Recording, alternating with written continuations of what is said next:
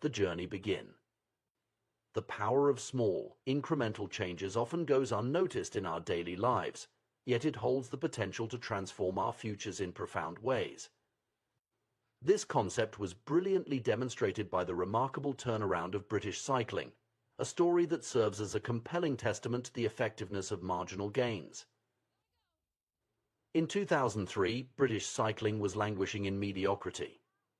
For nearly a century, British riders had achieved little of note on the international stage, with just a single gold medal at the Olympic Games since 1908 and a complete absence of victories in the prestigious Tour de France.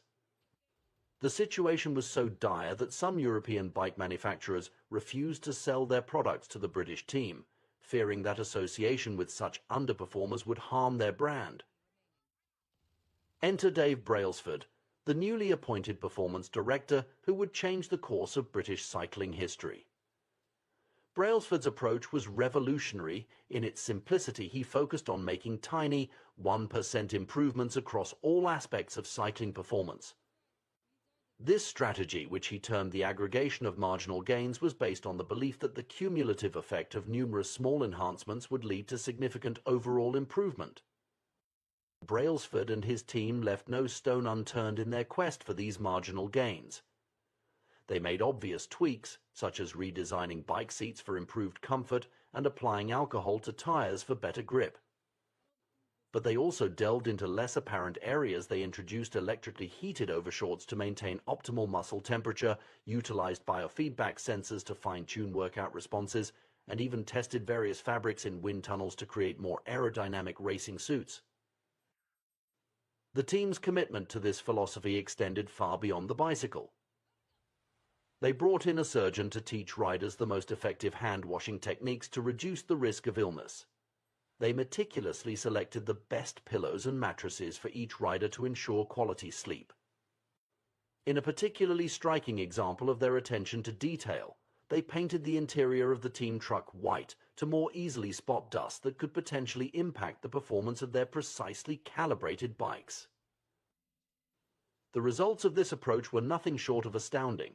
Within just 5 years, British cycling dominated the 2008 Beijing Olympics, securing an impressive 60% of the available gold medals in cycling events.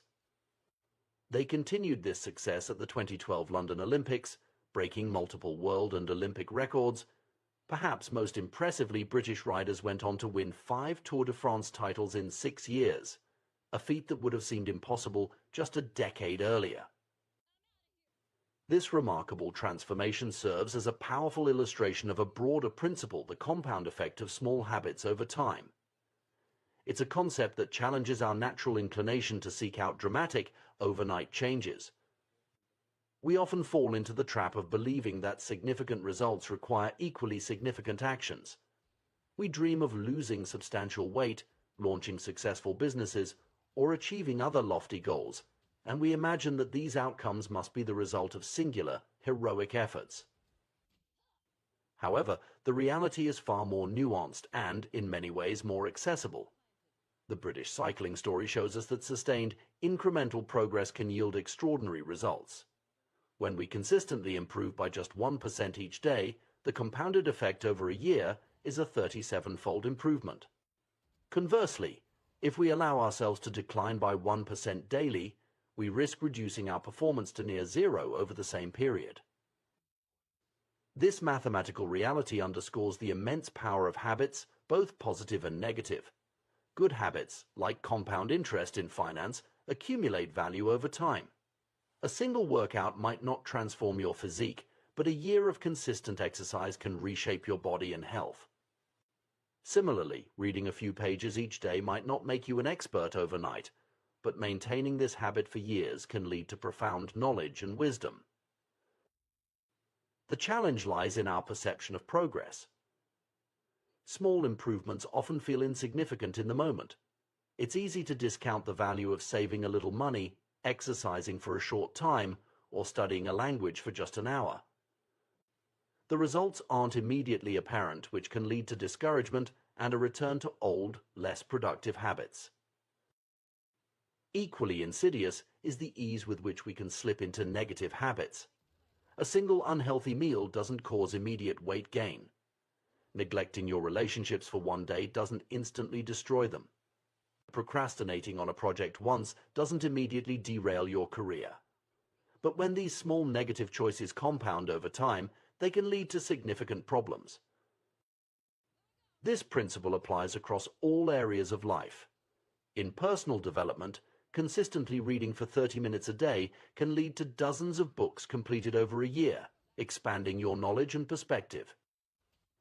In fitness, adding just one more rep or a minute more to your workout each session can result in substantial strength and endurance gains over time. In relationships, small daily acts of kindness and attention can strengthen bonds in ways that grand gestures cannot.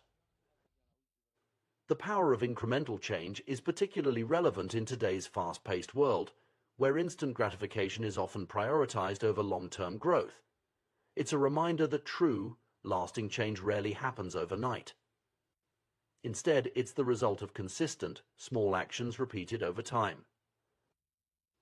Moreover, this approach to improvement is inherently more sustainable than attempting drastic changes. Radical lifestyle overhauls often lead to burnout or disappointment when immediate results aren't seen. In contrast, focusing on small, manageable changes allows for gradual adaptation and increases the likelihood of long-term success. The concept of marginal gains also encourages a more holistic approach to improvement. Just as the British cycling team looked beyond obvious areas for enhancement, we too can find opportunities for growth in unexpected places. This might mean improving our sleep habits, refining our decision-making processes, or enhancing our learning techniques. It's important to note that while the focus is on small improvements, the mindset behind this approach is anything but small. It requires a commitment to continuous improvement, a willingness to experiment and adapt, and the patience to trust in a process that may not yield immediate, visible results. The story of British cycling's transformation is more than just a tale of sporting success. It's a powerful metaphor for personal and professional growth. It challenges us to reconsider our approach to change and improvement. Rather than always seeking monumental leaps forward, we can focus on consistent, small steps in the right direction. This doesn't mean we should abandon ambitious goals or stop dreaming big. Instead, it suggests a more practical path to achieving those aspirations. By breaking down our larger objectives into smaller, daily habits, we make progress more manageable and sustainable. In essence, the philosophy of marginal gains reminds us that excellence is not an act, but a habit. It's not about perfection in any single moment, but about consistent improvement over time. It teaches us to value the process as much as the outcome, and to find satisfaction in the small victories that pave the way to larger achievements. As we navigate our own journeys of personal and professional development, we would do well to remember the lesson of the British cycling team. Their success wasn't born from a single revolutionary change, but from a relentless commitment to small, continuous improvements. By adopting a similar mindset in our own lives, we too can harness the surprising power of atomic habits and marginal gains, transforming our potential into reality, one small step at a time.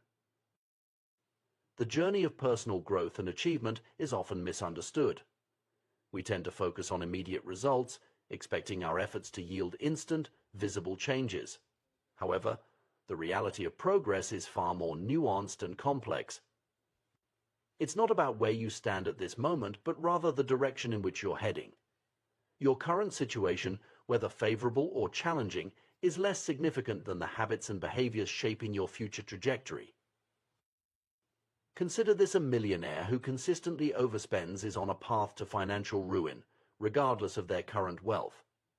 Their habits are setting them up for future hardship. Conversely, an individual struggling financially who manages to save even a small amount regularly is laying the groundwork for future prosperity. It's the habit, not the immediate outcome, that truly matters. This principle extends far beyond finance. Our lives are shaped by the cumulative effect of our daily choices and actions. Your current weight isn't just a number on a scale, it's a reflection of your eating and exercise habits over time. Your knowledge base isn't static, it's constantly evolving based on your learning habits. Even the state of your living space is a direct result of your cleaning and organizing habits. Understanding this concept is crucial because it highlights the power of small, consistent actions. Every choice you make is like a vote for the person you wish to become. Are you consistently choosing actions that align with your goals and values? Are you making decisions that will compound positively over time? These are the questions that truly matter when considering your long-term success and fulfillment. The compounding nature of habits works both ways. Positive habits can create an upward spiral of growth and improvement, while negative habits can lead to a downward spiral of decline. This is why it's so important to be mindful of the habits we cultivate. Let's explore some examples of positive compounding. Productivity, for instance, compounds in fascinating ways. Imagine completing one extra task each day. It might not seem significant in the moment, but over the course of a year, that's 365 additional accomplishments. Over a decade, it's 3,650. The impact becomes even more profound when you consider that each completed task often opens up new opportunities or frees up mental space for more complex endeavors. Knowledge is another area where compounding yields remarkable results. Reading one book might provide some interesting insights, but a lifetime habit of reading can transform your entire worldview. Each new piece of information doesn't just add to your knowledge base, it interacts with existing knowledge, creating new connections and deeper understanding. This is why lifelong learners often display a kind of intellectual compounding, where their rate of learning and insight generation accelerates over time. Relationships, too, compound in powerful ways. Every positive interaction, every act of kindness or support contributes to the strength of your social network. Over time, this can create a virtuous cycle where the more you help others, the more willing and able others are to help you. This network effect can lead to opportunities and support that far exceed the sum of individual interactions. However, it's equally important to recognize the danger of negative compounding. Stress, for example, can accumulate in insidious ways. A single stressful day is manageable for most people. But when stress becomes chronic, occurring day after day, week after week, it can have severe impacts on both mental and physical health. The effects compound over time, potentially leading to burnout, depression, or serious health issues. Negative thoughts are another area where compounding can be particularly harmful. If you consistently think of yourself as incapable or unworthy, you're likely to interpret events in ways that reinforce these beliefs. This can create a self-fulfilling prophecy, where your negative expectations actually shape your reality. The same principle applies to how you view others. If you habitually see people as untrustworthy or hostile, you're more likely to notice and remember instances that confirm this view, further reinforcing your negative perspective. Even societal issues can compound. Major social movements or upheavals rarely spring from a single event. Instead, they're often the result of numerous small grievances and injustices that accumulate over time. When a tipping point is reached, the built-up tension can explode into significant social change. Understanding the compounding nature of habits and choices is crucial, but it's equally important to recognize that progress is rarely linear. This is where many people stumble in their pursuit of personal growth or achievement. They expect to see immediate, consistent results from their efforts, and when this doesn't happen, they become discouraged and may give up. The reality of progress is often more like the melting of an ice cube. Imagine a room at 25 degrees Fahrenheit with an ice cube sitting on a table. As the room slowly warms, nothing visibly changes with the ice cube. At 26 degrees, 27, 28, and so on, the ice remains solid. It's not until the temperature reaches 32 degrees that a dramatic change occurs. The ice begins to melt. This sudden change wasn't caused by the final degree of temperature increase alone, but by the accumulation of all the previous increases. This analogy perfectly illustrates how progress often works in real life. You might be working consistently towards a goal, exercising regularly, learning a new skill, building a business without seeing any noticeable results for a long time. This period of apparent stagnation is what we might call the valley of disappointment. It's the phase where your efforts seem to be making no difference, and it's where many people lose heart and give up. But just like the ice cube, all that work isn't wasted. It's building up potential energy, creating the conditions necessary for a breakthrough. When that breakthrough finally comes, it might seem sudden or unexpected to outside observers. They might call it an overnight success, not realizing the months or years of consistent effort that led to this point. This pattern shows up in numerous areas of life and nature. Consider the growth of bamboo. For the first 5 years after planting, bamboo shows very little visible growth. But during this time, it's developing an extensive root system underground. Then, seemingly out of nowhere, it can shoot up 90 feet in just 6 weeks. Without understanding the process, one might think the bamboo grew 90 feet in 6 weeks, when in reality, it was growing for 5 years and 6 weeks. The same principle applies to many forms of personal and professional growth. Learning a new language, for instance, often involves a long period where you feel like you're not making progress. You're learning vocabulary and grammar rules, but you still can't converse fluently. Then, at some point, things start to click. You begin to think in the new language, and your progress seems to accelerate rapidly. But this sudden improvement is built on the foundation of all your previous study and practice. Recognizing this pattern is crucial for maintaining motivation and perseverance in the face of apparent lack of progress. It's easy to get discouraged when you don't see immediate results from your efforts. But understanding that you're building potential energy, that your work is accumulating even if the results aren't yet visible, can help you push through the valley of disappointment. This concept is beautifully illustrated by the quote often attributed to Jacob Riis, which has been embraced by successful individuals and teams across various fields. When nothing seems to help, I go and look at a stonecutter hammering away at his rock, perhaps 100 times without as much as a crack showing in it. Yet at the 101st blow it will split in two, and I know it was not that last blow that did it, but all that had gone before. This perspective shift can be transformative. Instead of focusing solely on immediate results, you learn to trust in the process. You understand that the work you're doing today, even if it doesn't seem to be yielding results, is setting the stage for future breakthroughs. It's like planting seeds. You don't see the plant the day after you put the seed in the ground, but that doesn't mean nothing is happening. Moreover, this understanding can help you approach your goals with more patience and consistency. If you know that progress often involves a plateau before a breakthrough, you're less likely to get discouraged during that plateau phase. You can remind yourself that this is a normal part of the process, not a sign of failure. It's also worth noting that this principle applies not just to individual efforts, but to larger scale changes as well.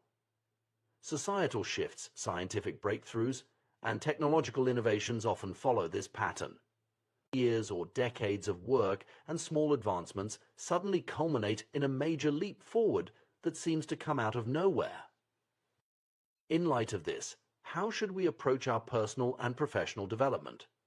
First, we need to shift our focus from immediate results to consistent habits. Rather than obsessing over day-to-day changes, we should ask ourselves if our current habits are moving us in the right direction. Are we consistently taking actions that will compound positively over time? Second, we need to cultivate patience and persistence. Understanding that significant change often requires a long period of seemingly fruitless effort can help us stay the course when we're tempted to give up. We need to trust in the process and keep putting in the work even when we can't yet see the results. Third, we should pay attention to the small things. Given the compounding nature of habits, even tiny improvements or deteriorations can have significant long-term impacts. This means celebrating small victories and being vigilant about small negative habits that could compound into larger problems. Fourth, we need to be mindful of the different areas where compounding occurs. It's not just about finance or physical fitness. Our mental habits, our relationships, our knowledge, and our skills all compound over time. By taking a holistic view of our lives and habits, we can ensure we're setting ourselves up for positive compounding in all areas. Finally, we should remember that breakthroughs often come after a long plateau. When we're in the midst of that plateau, it's easy to feel like we're not making progress. But if we can maintain our efforts and push through, we may find ourselves on the cusp of a major breakthrough. In conclusion, the path to significant achievement and personal growth is rarely a straight line. It's a journey filled with plateaus, valleys of disappointment, and sudden breakthroughs. By understanding the compounding nature of habits and the delayed nature of progress, we can approach our goals with greater patience, persistence, and wisdom. We can learn to trust in the process, to keep putting in the work even when we can't see immediate results, knowing that we're building potential for future breakthroughs. In doing so, we set ourselves up not just for short-term wins, but for long-term, sustainable success and fulfillment. In the pursuit of personal growth and achievement, we often find ourselves fixated on grand goals and ambitious outcomes. We dream of transformative changes, losing significant weight, building a successful business, or mastering a new skill. While these aspirations can be inspiring, they may not be the most effective way to create lasting change in our lives. Instead, the key to sustainable progress and meaningful improvement lies in the power of systems and habits. The journey of personal development is akin to nurturing a garden. Each habit we cultivate is like a seed, beginning as a tiny, seemingly insignificant decision. But as we consistently water and tend to these seeds, they grow roots, sprout, and eventually blossom into sturdy plants that can withstand the tests of time and adversity. Similarly, our habits, when nurtured consistently, become the foundation of our character and the drivers of our success. This process of growth is not always visible or linear. Much like a gardener who patiently tends to their plot without seeing immediate results, we too must persist in our efforts even when progress seems slow or non-existent. This period of apparent stagnation is what we might call the plateau of latent potential, a phase where our consistent efforts are building up potential energy, even if we can't see the results yet. Breaking through this plateau requires a shift in our mindset and approach. Rather than focusing solely on end goals, we need to direct our attention to the systems and processes that lead to those results. This idea, popularized by figures like Scott Adams, the creator of Dilbert, challenges the conventional wisdom about goal setting and achievement. Consider a basketball coach aiming to win a championship. While the championship is the ultimate goal, obsessing over it during every practice and game would be counterproductive. Instead, the coach's focus should be on developing effective training routines, fostering team chemistry, and continuously improving strategies. By concentrating on these systemic elements, the team naturally moves closer to their championship aspirations. This systems-based approach offers several advantages over a purely goal-oriented mindset. Firstly, it acknowledges that winners and losers often share the same goals. Every Olympic athlete dreams of gold, every job candidate hopes to be hired. If goals alone determined success, everyone with the same objective would achieve it. Clearly, there's more to the equation. The British cycling team's remarkable transformation in the early 2000s illustrates this point perfectly. Their goal of winning the Tour de France hadn't changed over the years. What changed was their system, their commitment to marginal gains and continuous improvement in every aspect of cycling. This shift in approach, not a change in their ultimate goal, led to their unprecedented success. Moreover, achieving a goal is often just a momentary change, not a lasting transformation. Imagine tidying up a chronically messy room. The act of cleaning provides immediate satisfaction, but unless the underlying habits and systems change, the room will inevitably return to its cluttered state. This cycle of temporary improvement followed by regression is all too common when we focus solely on goals without addressing the root causes of our behaviors. Another limitation of goal-centric thinking is its tendency to restrict our happiness and satisfaction. When we tie our contentment to specific outcomes, we create an either-or scenario where we're only allowed to be happy once we've reached our target. This not only postpones our happiness, but also narrows our definition of success. Life rarely unfolds exactly as we plan, and by fixating on one particular version of success, we may miss out on equally valuable alternatives. A systems-first mentality offers a more sustainable path to satisfaction. When we learn to love the process rather than fixating on the product, we open ourselves up to a continuous stream of fulfillment. Every day that we engage with our system, be it writing, exercising, or learning, becomes an opportunity for satisfaction, regardless of the immediate outcome. Furthermore, goal-oriented thinking can create a yo-yo-yo effect in our efforts. Many people work intensely towards a goal, only to lose motivation once it's achieved. Runners train rigorously for a race, then stop exercising once they cross the finish line. This pattern of intense effort followed by inactivity can be counterproductive to long-term progress and well-being. In contrast, a systems approach encourages consistent engagement and continuous improvement. It's not about winning a single game, but about playing the game indefinitely and getting better with each iteration. This mindset aligns perfectly with the concept of lifelong learning and growth, allowing us to derive satisfaction from the journey itself rather than just the destination. Implementing a systems-based approach requires a shift in how we think about change and improvement. Instead of setting ambitious goals and hoping for massive transformations, we need to focus on building robust systems of small, manageable habits. These atomic habits, as James Clear calls them, are the building blocks of significant change. The power of atomic habits lies in their compounding nature. Just as compound interest can turn small financial investments into substantial wealth over time, consistently practiced small habits can lead to remarkable personal growth and achievement. The key is to make these habits so small and manageable that they're almost impossible to skip. For instance, rather than setting a goal to get in shape, you might establish a system of exercising for just 5 minutes every day. This tiny commitment is easy to keep, and over time, it's likely to naturally expand as you build momentum and enjoy the process. The focus shifts from the intimidating end goal to the simple, daily action that moves you in the right direction. This approach also helps in breaking bad habits. Instead of trying to quit a negative behavior cold turkey, which often leads to failure and discouragement, you can create a system of small, positive habits that gradually replace the undesired behavior. For example, if you want to reduce your social media usage, you might start by setting a system where you read a page of a book before checking your phone each morning. The beauty of a systems-based approach is its flexibility and resilience. Unlike rigid goals that can be derailed by unexpected circumstances, systems can adapt and evolve. If one small habit isn't working, you can adjust it or replace it with another without feeling like you've failed. This adaptability makes your personal growth journey more sustainable and enjoyable.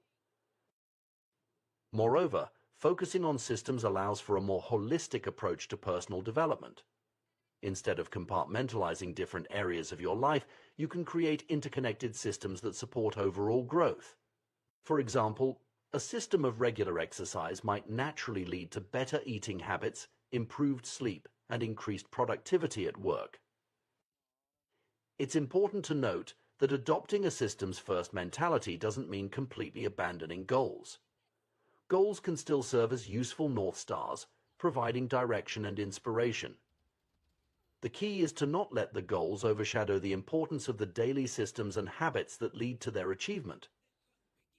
In practice, this might look like setting a broad, directional goal like improved physical fitness and then focusing intently on creating and maintaining systems that support that direction, like a daily exercise routine, a balanced meal plan, and a consistent sleep schedule.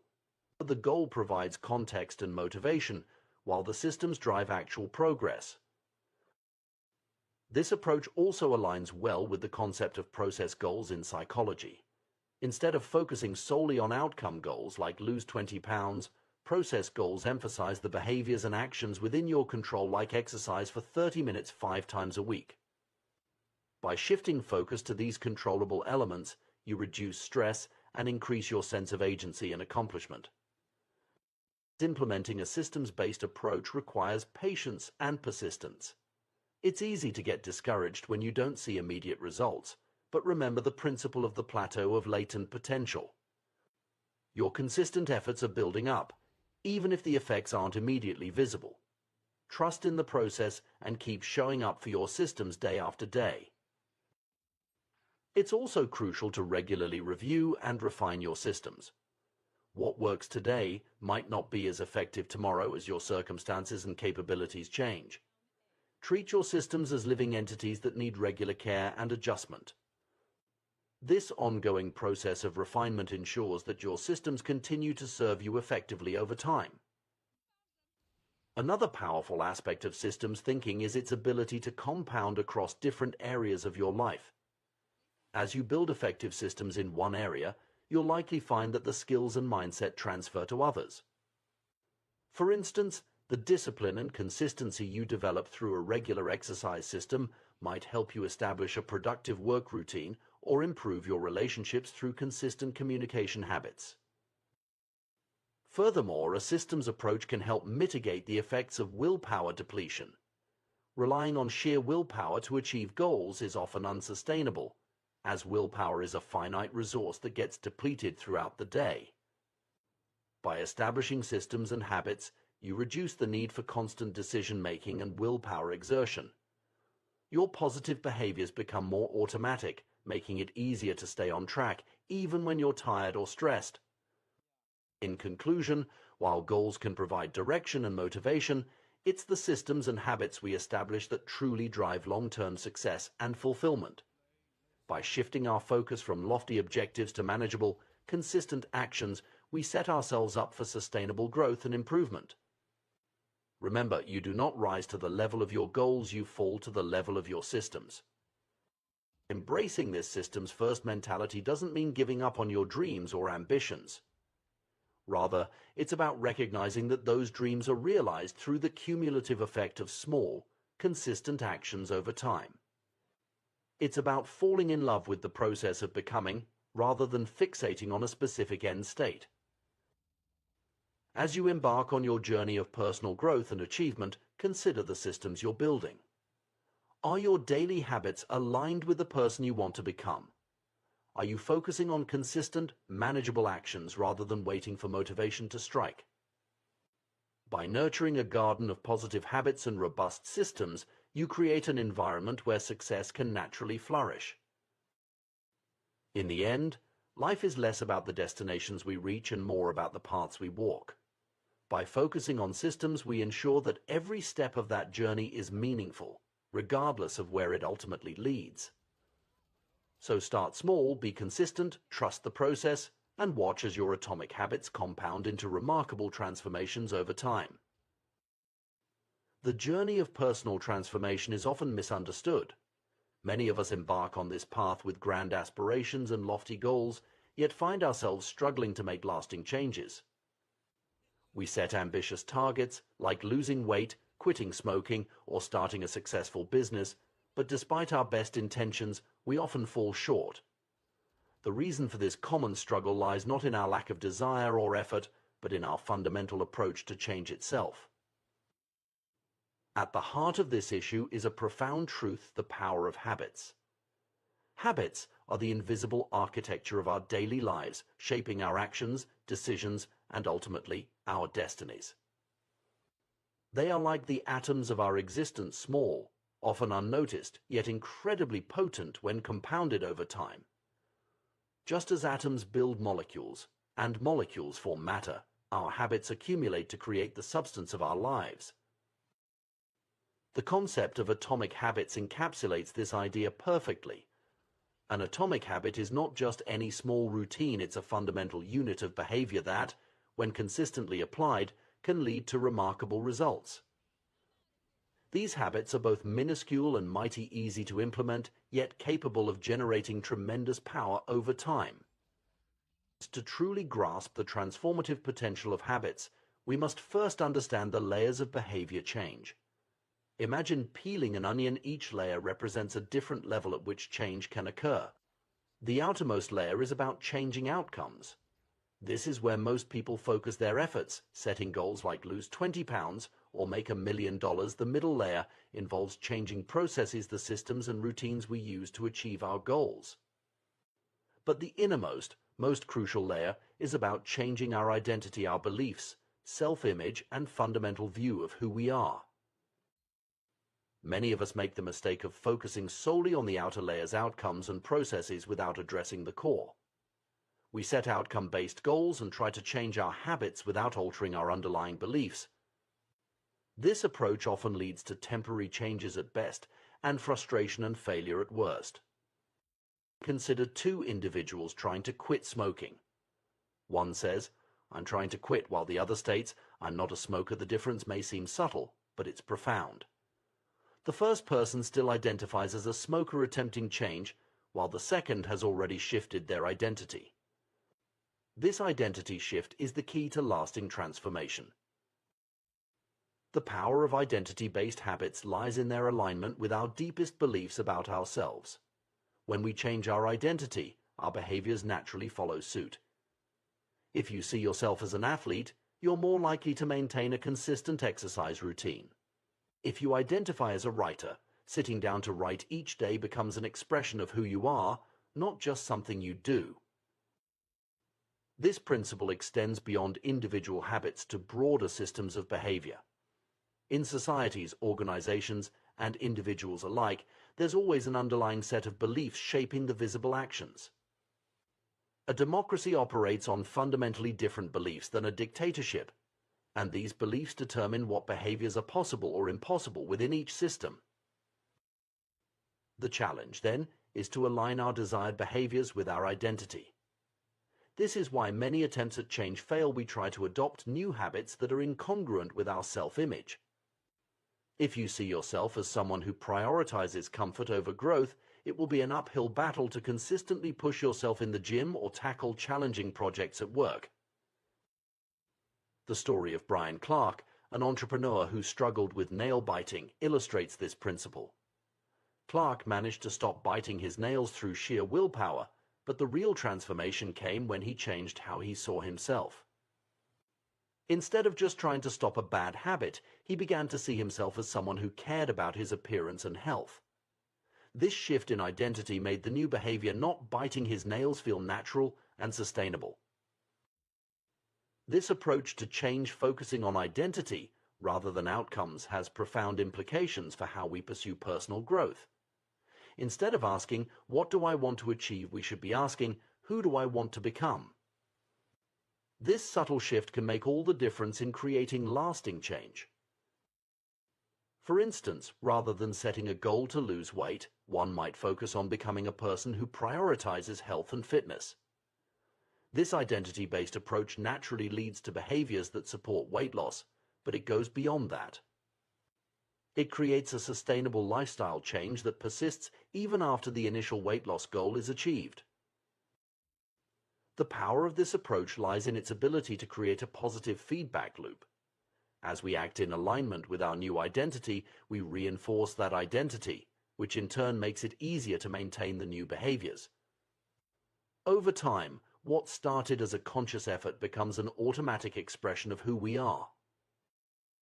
However, changing our identity is not an overnight process. It requires consistent, small actions that gradually reshape our self-image. This is where the concept of atomic habits becomes crucial. By focusing on tiny, manageable changes that align with our desired identity, we can slowly but surely transform ourselves.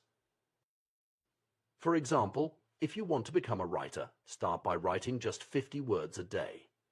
This atomic habit is small enough to be achievable even on your busiest days, but consistent enough to begin reshaping your identity. Over time, you'll naturally find yourself writing more, not because you're forcing yourself to meet a word count goal, but because writing has become an integral part of who you are. This approach also helps in breaking bad habits. Instead of trying to quit a negative behavior through willpower alone, focus on cultivating an identity that's incompatible with that behavior. If you want to stop procrastinating, start seeing yourself as someone who takes immediate action. Small, consistent steps in this direction will gradually shift your self-image, making procrastination feel increasingly at odds with who you are. It's important to note that this process of identity change is not about denying your current reality or pretending to be someone you're not. It's about consciously choosing and nurturing the aspects of yourself that you want to grow. We all have multiple facets to our identity, and by deliberately focusing on and developing certain traits, we can shape our overall self-image in positive ways. The beauty of this approach is its flexibility and resilience.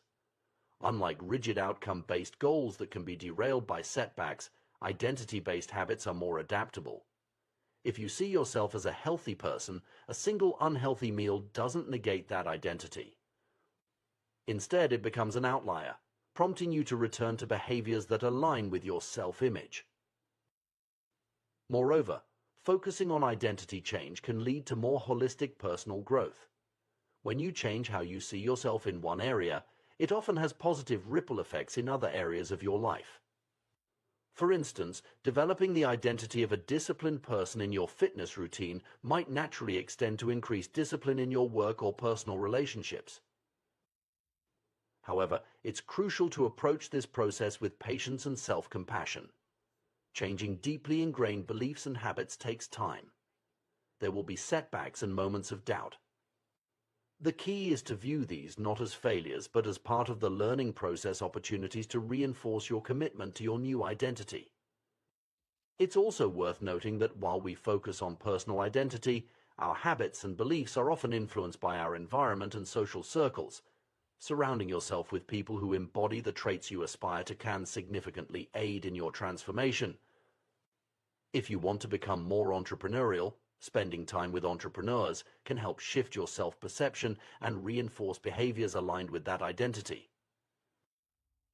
As you embark on this journey of identity-based habit change, remember that the goal is not perfection, but progress. Each small action that aligns with your desired identity is a step in the right direction. Over time, these atomic habits compound, leading to significant personal transformation. In conclusion, the path to lasting change lies not in setting ambitious goals or relying on sheer willpower, but in reshaping our fundamental identity. By focusing on who we want to become, rather than just what we want to achieve, we set the stage for sustainable, meaningful change. Through the power of atomic habits, small, consistent actions aligned with our desired identity, we can gradually transform ourselves. This approach requires patience, self-reflection, and a willingness to challenge our existing beliefs about ourselves. But the rewards are immense. Not only do we achieve our desired outcomes, but we do so in a way that feels natural and sustainable. We don't just change what we do, we change who we are. As you reflect on your own goals and aspirations, consider shifting your focus from outcomes to identity. Ask yourself not just what you want to achieve, but who you need to become to achieve it. Then, identify the small atomic habits that will help you embody that identity.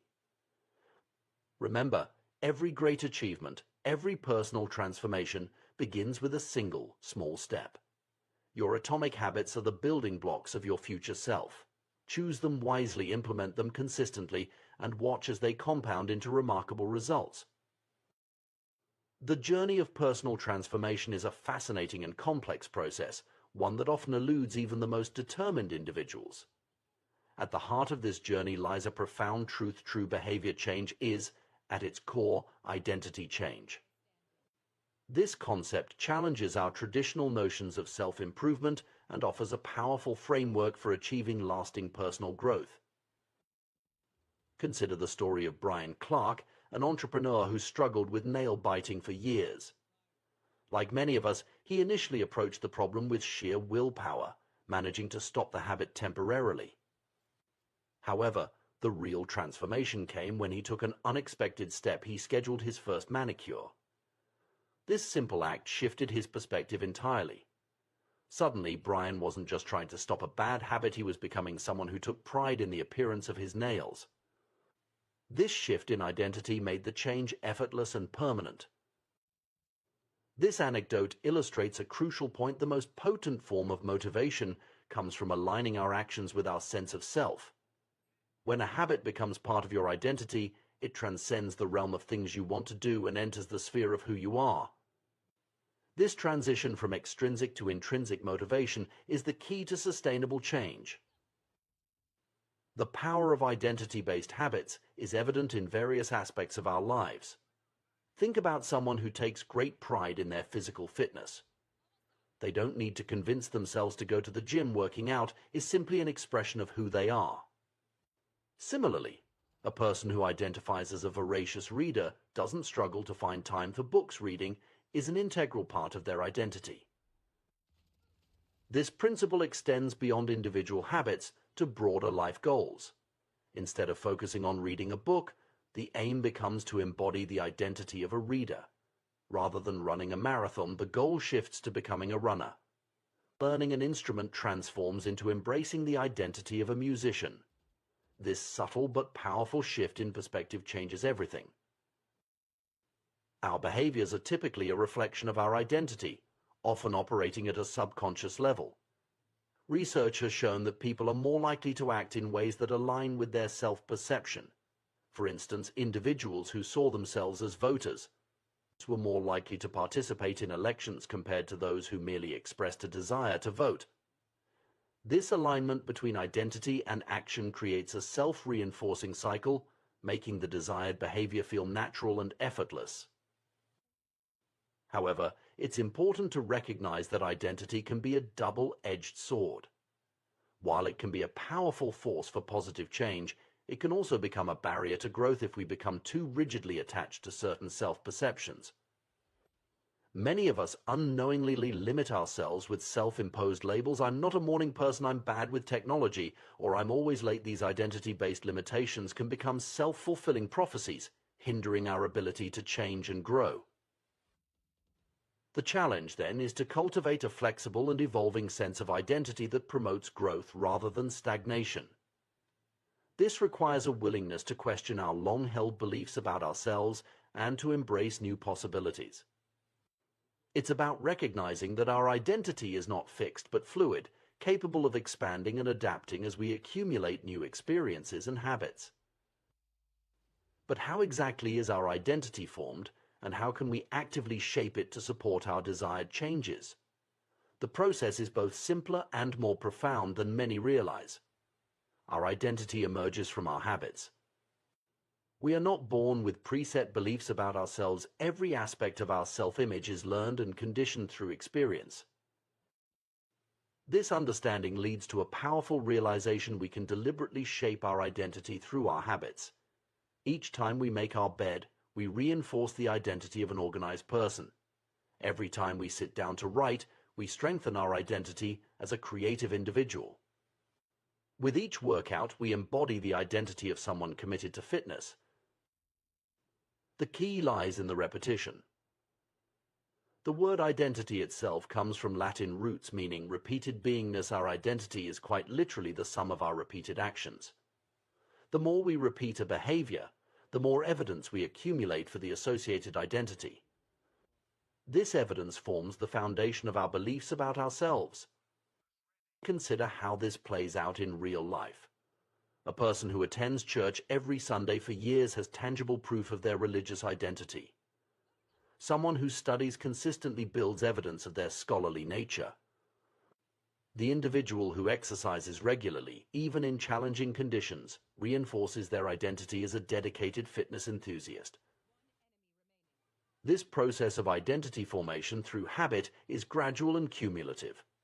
We don't suddenly transform into entirely new people overnight. Instead, we evolve bit by bit, day by day, habit by habit. Each action we take is like a vote for the type of person we wish to become. Over time, these votes accumulate, shaping our self-image and, consequently, our future actions. Understanding this process gives us a powerful tool for personal transformation. Instead of focusing solely on outcomes, we can concentrate on building habits that align with our desired identity. Want to become more creative? Start with small, consistent creative practices. Aspire to be more health conscious. Begin with minor daily habits that reflect this identity. The beauty of this approach is its sustainability. When our actions align with our identity, they no longer feel like a chore or a struggle. They become a natural expression of who we are. This alignment creates a positive feedback loop. Our habits reinforce our identity, which in turn makes it easier to maintain those habits. However, it's crucial to approach this process with flexibility and self-compassion. Our identity should not become a rigid construct that limits our growth. Instead, it should be a dynamic, evolving aspect of ourselves that we continually refine and expand. This means being willing to challenge our existing beliefs about ourselves and to embrace new possibilities. For instance, someone who has always seen themselves as bad at math can begin to shift this identity by engaging in small, consistent math-related activities. Over time, as they accumulate evidence of their ability to engage with numbers, their self-perception can evolve. The key is to start small and focus on consistency rather than perfection. This approach to personal growth also highlights the importance of environment and social circles in shaping our identity. We are greatly influenced by the people and situations we regularly encounter. Surrounding ourselves with individuals who embody the traits we aspire to can significantly aid in our transformation. If you want to become more entrepreneurial, spending time with entrepreneurs can help shift your self-perception and reinforce behaviors aligned with that identity. Moreover, this understanding of identity formation can be applied to breaking negative habits. Instead of focusing on stopping an unwanted behavior, we can concentrate on cultivating an identity that is incompatible with that behavior.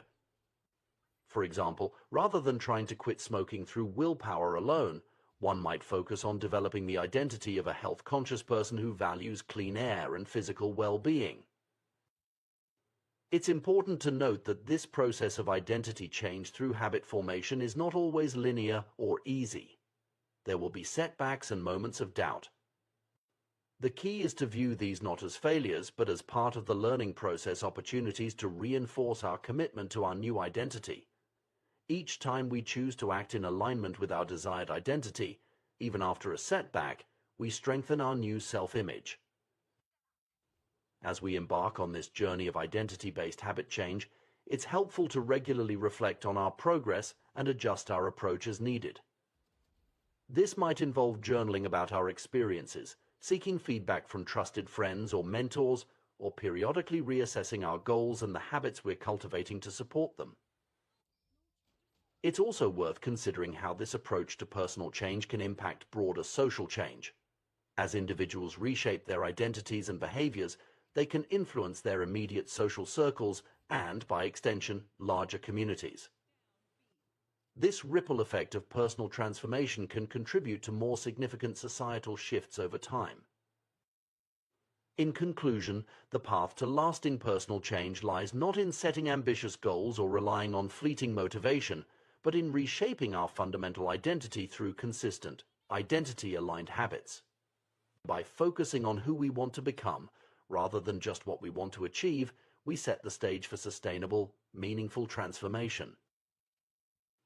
This approach requires patience, self-reflection, and a willingness to challenge our existing beliefs about ourselves. But the rewards are immense. Not only do we achieve our desired outcomes, but we do so in a way that feels natural and sustainable. We don't just change what we do, we change who we are. As you reflect on your own goals and aspirations, consider shifting your focus from outcomes to identity. Ask yourself not just what you want to achieve, but who you need to become to achieve it. Then, identify the small, consistent habits that will help you embody that identity. Remember, every great achievement, every personal transformation begins with a single small step. Your habits are the building blocks of your future self. Choose them wisely, implement them consistently, and watch as they compound into remarkable results, shaping not just your actions, but your very identity. The journey of personal growth and habit formation is a fascinating exploration of human behavior and psychology. At its core, this journey begins with a crucial first step: awareness. We often go through life on autopilot, our actions guided by deeply ingrained habits that operate below the level of conscious thought. However, to truly transform our lives and build positive habits, we must first shine a light on these automatic behaviors. One powerful technique for increasing awareness is the simple act of verbalizing our actions and intentions. There's a profound difference between thinking about doing something and actually saying it out loud. When we vocalize our habits or plans, we engage more of our senses and create a stronger mental imprint. This verbalization can take many forms, from simply stating a task we need to complete to acknowledging a habit we want to change. For instance, imagine you're trying to break the habit of mindlessly scrolling through social media before bed. Instead of silently recognizing this behavior, try saying out loud, "I'm about to waste time on my phone," instead of getting restful sleep. This verbal acknowledgement makes the consequences of the action more tangible and real. It's harder to ignore the implications when they're hanging in the air, spoken in your own voice. This principle extends beyond breaking bad habits. It's equally effective for reinforcing positive behaviors or simply remembering important tasks. If you have a busy day ahead, try verbalizing your to-do list in the morning. Today, I need to finish the report by noon, call the client at 2 p.m., and pick up groceries on the way home by saying these tasks aloud. You're more likely to remember them and feel a stronger sense of commitment to completing them. The power of verbalization is rooted in the way our brains process information. When we only think about something, we're primarily using the language centers of our brain. But when we speak, we engage additional neural pathways, including those associated with hearing and the motor control of speech. This multisensory engagement creates a stronger memory trace and a more robust commitment to action. However, awareness alone, while crucial, is often not enough to effect lasting change. This is where the concept of implementation intentions comes into play. An implementation intention is essentially a specific plan that outlines when and where you will perform a particular action or habit. It's a simple yet powerful tool that bridges the gap between intention and action. Consider a study conducted in Great Britain, where researchers worked with 248 people to improve their exercise habits. The participants were divided into 3 groups. The first group simply tracked their workouts, while the second group received motivational material about the benefits of exercise. The third group, however, was asked to create a specific plan for when and where they would exercise in the coming week. The results were striking. In the first 2 groups, only about 35 to 38% of participants exercised at least once per week. But in the third group, a whopping 91% followed through with their exercise plans. This dramatic difference highlights the power of having a concrete plan in place. The formula for an implementation intention is straightforward. When situation X arises, I will perform response Y. This simple structure forces you to consider the specific circumstances under which you'll carry out your intended behavior. It eliminates the vagueness that often plagues our good intentions and replaces it with a clear, actionable plan. For example, instead of saying, "I want to read more," you might create an implementation intention like, "When I finish dinner each evening, I will read for 30 minutes in my favorite armchair." This specificity makes it much more likely that you'll follow through, as you've clearly defined both the trigger finishing dinner and the action reading for 30 minutes in a specific location. Implementation intentions are effective across a wide range of behaviors and goals. They've been shown to increase adherence to health-related behaviors like getting flu shots or attending medical appointments. They've also been used successfully in civic engagement initiatives, boosting voter turnout by prompting people to plan the specifics of their trip to the polling station. The power of implementation intentions lies in their ability to remove decision-making from the equation when the moment to act arrives. When you've predetermined exactly when and where you'll perform a behavior, you don't have to rely on motivation or willpower in the moment. You simply follow through on the plan you've already made. This principle can be applied to virtually any habit or goal you want to pursue. Want to start a meditation practice? Try setting an implementation intention like, I will meditate for 10 minutes at 7 a.m. each morning in my spare room. Looking to improve your language skills.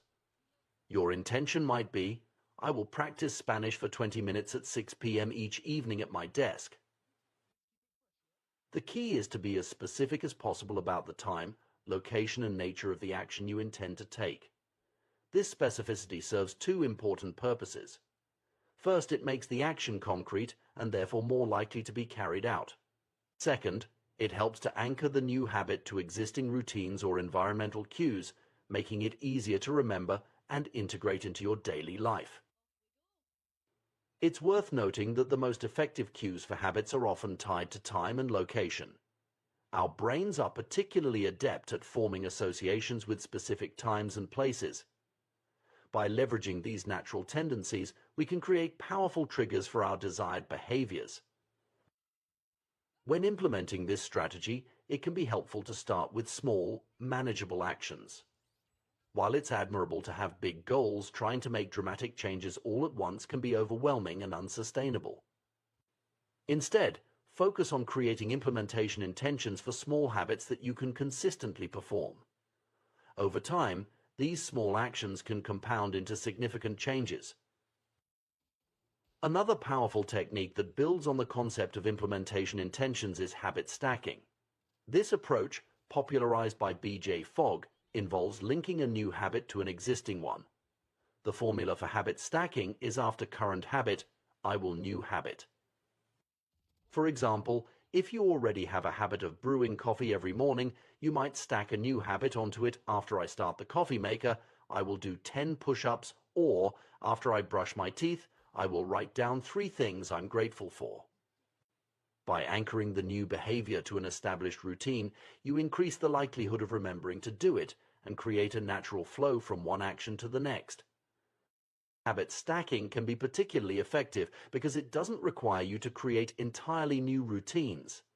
Instead, it allows you to build upon the habits and patterns already ingrained in your daily life. This makes the process of adopting new behaviors feel more natural and less disruptive. As you experiment with implementation intentions and habit stacking, it's important to remain flexible and patient. What works perfectly for one person might need adjustment for another. Pay attention to how your new habits fit into your life and be willing to make tweaks as needed. Perhaps you find that morning meditation doesn't work with your schedule, but a midday mindfulness break fits perfectly. The key is to find what works for you and your unique circumstances. It's also crucial to recognize that forming new habits takes time. While implementation intentions can significantly increase your chances of success, they're not magic. Consistency and repetition are still necessary to truly ingrain a new behavior. Be patient with yourself and celebrate the small victories along the way. One often overlooked aspect of habit formation is the importance of context. Our behaviors are heavily influenced by our environment, so it's worth considering how you can set up your surroundings to support your new habits. If you're trying to read more, keep a book visible in your living room. If you want to exercise in the morning, lay out your workout clothes the night before. These small environmental cues can serve as powerful reminders and make it easier to follow through on your intentions. As you progress on your journey of habit formation, you may find that your new behaviors start to feel more natural and automatic.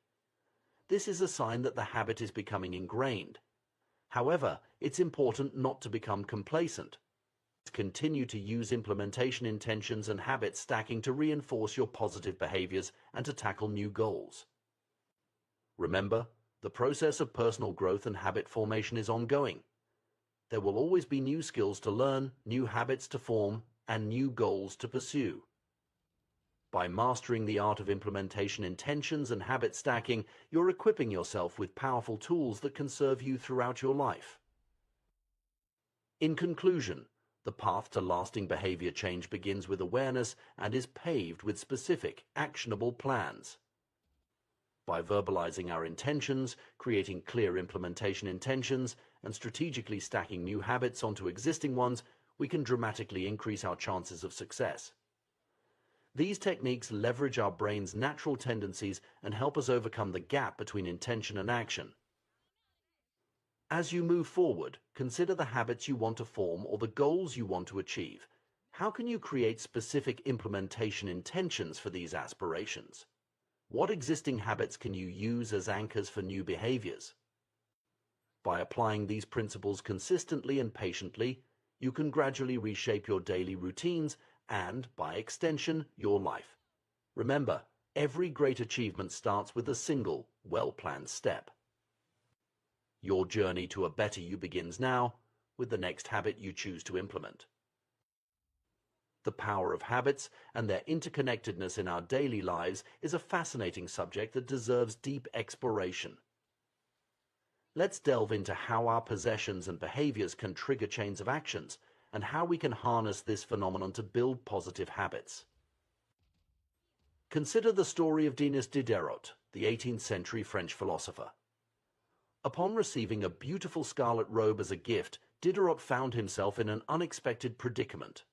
The robe's elegance stood in stark contrast to his other, more modest possessions.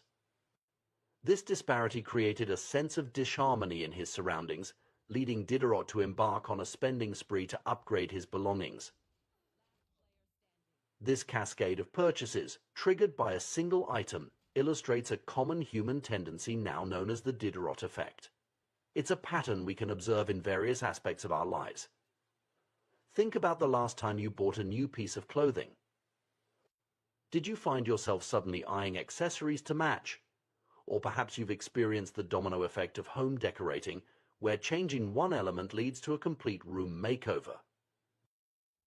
The Diderot effect extends beyond material possessions. It's a principle that applies to our behaviors and habits as well. Our actions are rarely isolated instead. They form part of a continuous chain of events. One behavior naturally leads to another, creating a sequence that can either work for or against us. This interconnectedness of actions is evident in our daily routines. Consider your morning ritual. The alarm goes off. You get out of bed, brush your teeth, shower, get dressed, and so on. Each action serves as a cue for the next, creating a seamless flow of behaviors. Understanding this connection is crucial because it provides insight into how we can effectively build new habits. The concept of habit stacking, developed by B.J. Fogg as part of his Tiny Habits program, leverages this behavioral chain reaction.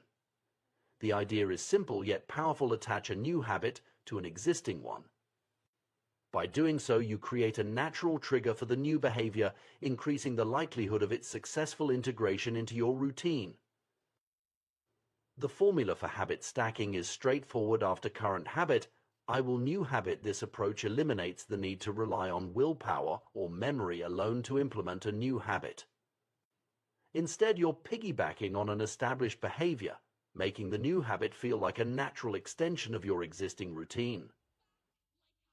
Let's explore some practical applications of habit stacking. Suppose you want to incorporate a brief meditation practice into your day. You might decide, after I pour my morning coffee, I will meditate for 1 minute. The act of pouring coffee, something you already do every day, becomes the cue for your new meditation habit. Or consider the goal of increasing physical activity. You could establish the habit stack. After I take off my work shoes, I will immediately change into my workout clothes. This simple act of changing clothes can serve as a powerful trigger to get you moving, even on days when motivation is low. The beauty of habit stacking lies in its flexibility and scalability. You can start with small, manageable habits and gradually build more complex routines. For instance, you might begin with a simple evening routine. After dinner, I will put my dishes in the dishwasher. Once this becomes automatic, you can expand it. After putting my dishes away, I will wipe down the kitchen counter, and further, after wiping the counter, I will set out my coffee mug for tomorrow morning. By chaining these small actions together, you create a positive version of the Diderot effect. Each completed task provides a sense of accomplishment and momentum, making it easier to move on to the next action in your stack. It's important to note that the effectiveness of habit stacking depends on choosing the right cue. The trigger should be as specific and actionable as possible. Vague cues can lead to inconsistency and eventually the abandonment of the new habit. For example, when I take a break for lunch is less effective than when I close my laptop for lunch. The latter provides a clear, unmistakable signal to initiate the next action. Moreover, the frequency of your chosen cue should match the desired frequency of your new habit. If you want to establish a daily habit, it needs to be stacked on top of another daily occurrence. Attaching a daily habit to a weekly event is a recipe for inconsistency. To identify potential habit stacks, it can be helpful to create a detailed list of your current daily habits and routines. This inventory serves as a map of your day, highlighting natural points where new habits can be inserted. Consider both actions you take like brushing your teeth and events that happen to you like the sun setting. This comprehensive view of your day can reveal unexpected opportunities for habit formation. The power of habit stacking extends beyond personal development. It can be applied in various contexts, from improving social skills to managing finances. For instance, you might decide, when I walk into a party, I will introduce myself to someone I don't know yet. Or when I want to buy something over $100, I will wait 24 hours before purchasing. These habit stacks can help automate beneficial behaviors, reducing the mental effort required to make good choices. One particularly intriguing application of habit stacking is in cultivating mindfulness and improving mood. By associating brief moments of reflection or positivity with routine actions, you can significantly impact your overall well-being. For example, when the phone rings, I will take one deep breath and smile before answering. This simple stack can transform potentially stressful moments into opportunities for calm and positivity. It's worth noting that habit stacking isn't just about adding new behaviors. It can also be used to break undesirable habits. By identifying the cues that trigger negative habits, you can insert alternative, positive actions. This approach allows you to redirect the chain of behaviors in a more beneficial direction. As you experiment with habit stacking, remember that flexibility and patience are key. What works for one person may not work for another, and what works at one point in your life may need adjustment as circumstances change. Be willing to tweak your habit stacks if they're not quite clicking. The goal is to create a system that feels natural and sustainable for you. Moreover, don't underestimate the power of small habits. While it might seem insignificant to meditate for just 1 minute or do only 10 push-ups, these small actions serve a crucial purpose. They help establish the neural pathways associated with the new behavior, making it easier to expand the habit over time. Starting small reduces the activation energy required to begin, making it more likely that you'll follow through consistently. Another interesting aspect of habit stacking is its potential to create a ripple effect in your life. As you successfully implement one positive habit, you may find yourself more motivated and capable of tackling other areas of self-improvement. This can lead to a virtuous cycle of personal growth, where each new habit builds upon the last, gradually transforming your daily routines and, by extension, your life. It's also worth considering how habit stacking can be applied in professional settings. Organizations can use this principle to improve workflows, enhance productivity, and foster a positive company culture. For instance, a team might implement a habit stack like, after our weekly meeting, we will spend 5 minutes acknowledging team members' contributions. This simple addition can boost morale and reinforce a culture of appreciation. As we navigate an increasingly complex world, the ability to form and maintain beneficial habits becomes ever more crucial. Habit stacking offers a powerful tool in this pursuit, allowing us to harness the natural flow of our daily lives to effect positive change. By understanding and applying this principle, we can transform the Diderot effect from a potential source of unnecessary consumption into a force for personal growth and improvement. In essence, habit stacking is about more than just forming new habits. It's about redesigning our lives in intentional ways. It's a reminder that our days are made up of countless small decisions and actions, each of which has the potential to steer us towards our goals. By carefully curating these actions and linking them together, we can create a daily experience that aligns more closely with our aspirations and values. As you move forward, consider the habits you'd like to cultivate in your own life. What existing routines could serve as anchors for these new behaviors? How might you chain several small habits together to create a more significant positive impact? Remember, the journey of personal growth is ongoing, and habit stacking provides a flexible, powerful framework to support this journey. By embracing the interconnected nature of our behaviors and leveraging it through habit stacking, we open up new possibilities for self-improvement.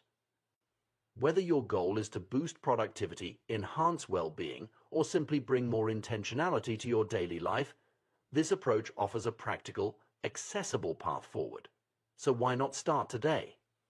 Choose one small habit you'd like to cultivate, find a suitable existing routine to stack it on, and take that first step towards positive change. After all, as the Diderot effect shows us, one small change can set in motion a far-reaching transformation. In the realm of personal development and behavior change, we often place a great deal of emphasis on willpower and motivation. We believe that if we can just muster enough inner strength or find the right source of inspiration, we'll be able to transform our habits and achieve our goals. However, emerging research and real-world experiments are beginning to paint a different picture, one where our environment plays a far more significant role in shaping our actions than we might have previously thought. Consider the case of Massachusetts General Hospital in Boston, where a primary care physician named Anne Thorndike conducted a fascinating experiment. Her hypothesis was simple yet revolutionary. She believed she could improve the eating habits of thousands of hospital staff and visitors without directly engaging with them or attempting to boost their motivation. Instead, she focused on altering the environment in which people made their food and drink choices. Thorndike and her team redesigned the hospital cafeteria, making subtle changes to the arrangement of food and drinks. They added water as an option in refrigerators that previously only contained soda, and placed baskets of bottled water near food stations throughout the room. The results were striking. Over a 3-month period, soda sales dropped by 11.4%, while bottled water sales increased by 25.8%. Similar adjustments to food placement yielded comparable results. What's particularly noteworthy about this experiment is that it achieved significant behavior change without any direct communication or motivational tactics. People's choices were influenced simply by the adjustment of their environment.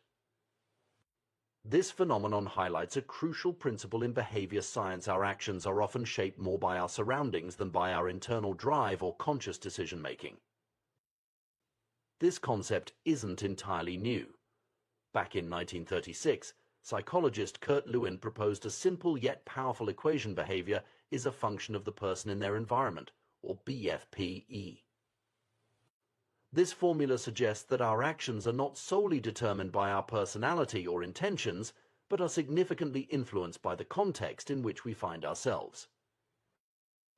The business world was quick to catch on to this idea. In 1952, economist Hawkins Stern described what he called suggestion impulse buying, where a shopper purchases a product not because they had a pre-existing need for it, but because of how it was presented to them. This insight has shaped retail strategies for decades. Items placed at eye level in stores tend to sell better than those on lower shelves.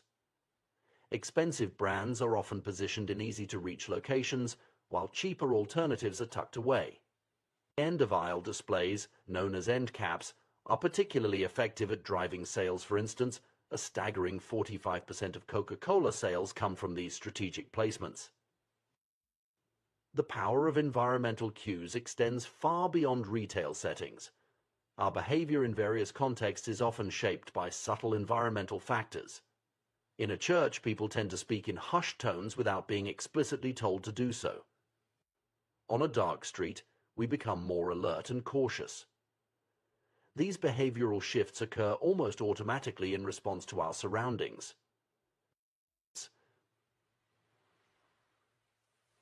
Understanding this principle can be transformative in our approach to habit formation and personal growth.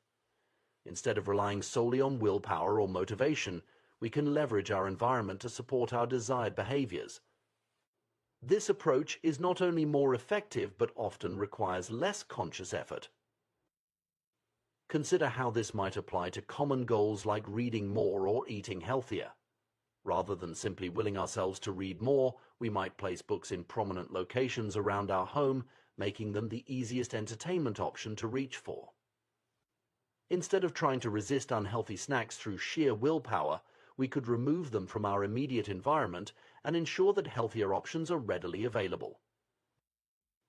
The concept of environmental design for behavior change is particularly powerful because of how our brains process information from our surroundings. Humans are heavily reliant on visual cues of the approximately 11 million sensory receptors in the human body. About 10 million are dedicated to sight.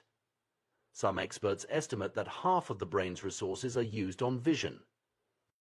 This means that what we see in our environment has an outsized impact on our behavior.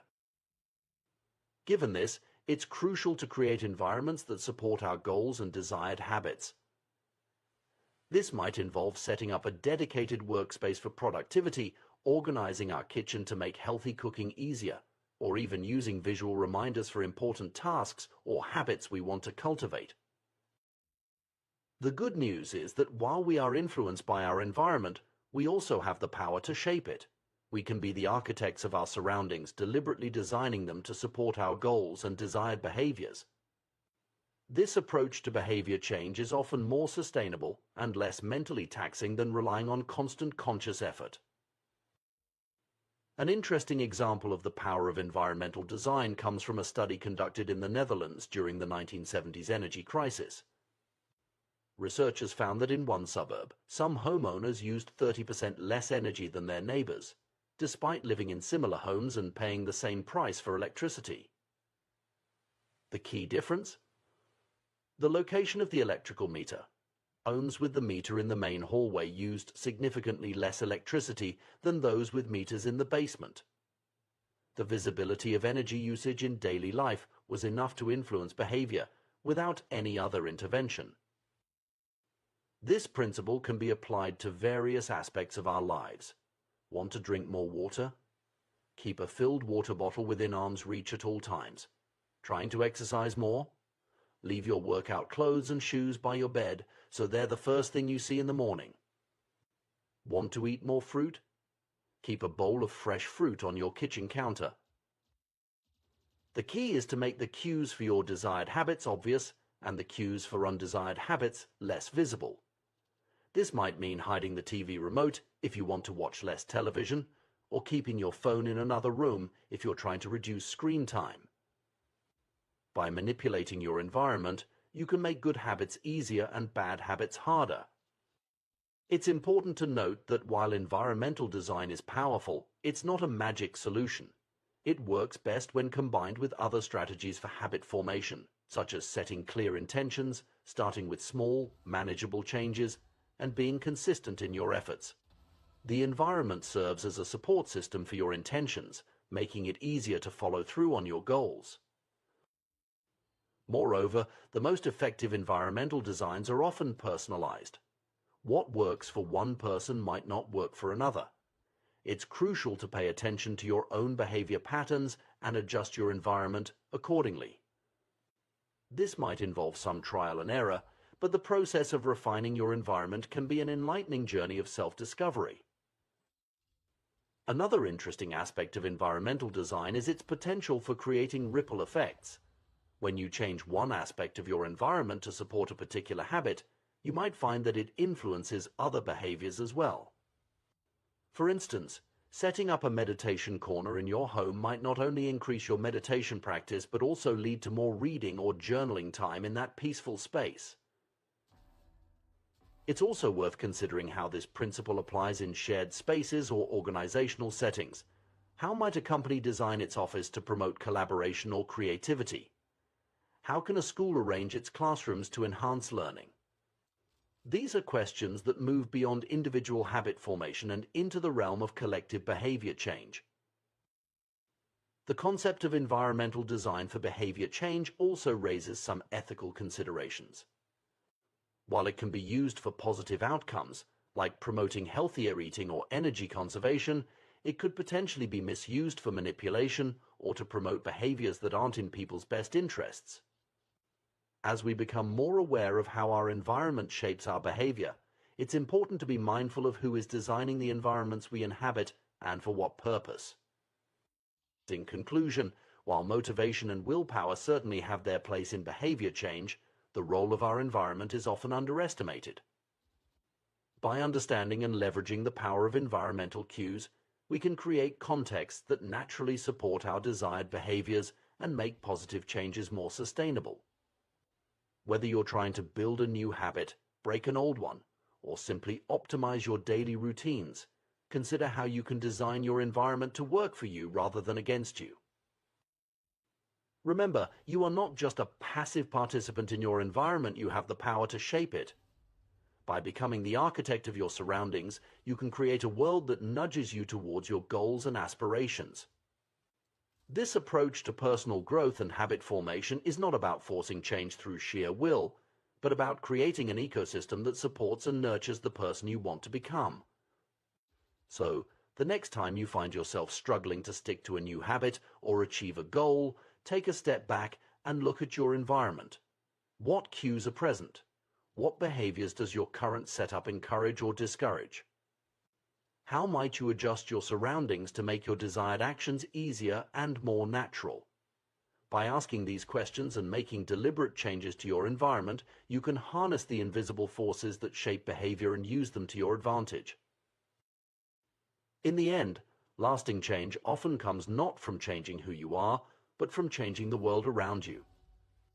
By understanding and applying the principles of environmental design, you can create a context that supports your growth, makes your desired behaviors almost effortless, and helps you become the person you aspire to be. The power of our environment in shaping our behavior is often underestimated. We tend to believe that our actions are primarily driven by our willpower and conscious decisions, but the reality is far more nuanced. The spaces we inhabit and the objects that surround us play a crucial role in determining our habits and routines, often in ways we don't even realize. Consider for a moment the habits you'd like to cultivate or the ones you're struggling to break. Perhaps you want to read more books, exercise regularly, or cut down on snacking. Now, take a look around your living space. Are there visible cues that support these desired behaviors, or is your environment working against you? The truth is, every habit begins with a cue or trigger that initiates the behavior. When these cues are hidden or subtle, it becomes all too easy to ignore them and fall back into old patterns. Think about that guitar tucked away in the closet, rarely played because it's out of sight. Or the vitamins pushed to the back of the pantry, forgotten until they expire.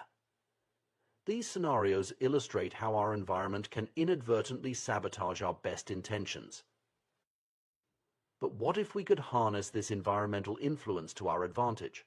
By deliberately designing our spaces to support our goals, we can create a powerful ally in our quest for personal growth and habit formation.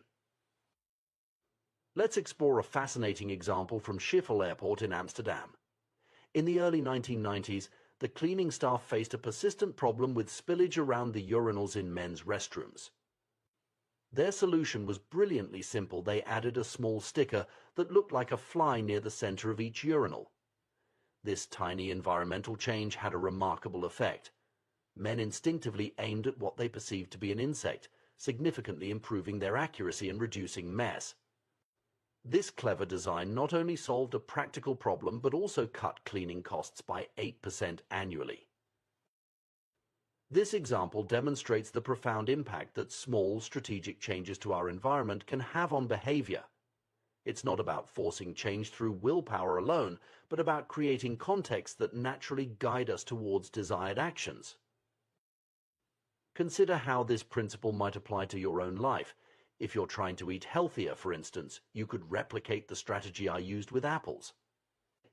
Instead of hiding fruits and vegetables in the crisper drawer where they're easily forgotten, place them in a prominent bowl on the kitchen counter.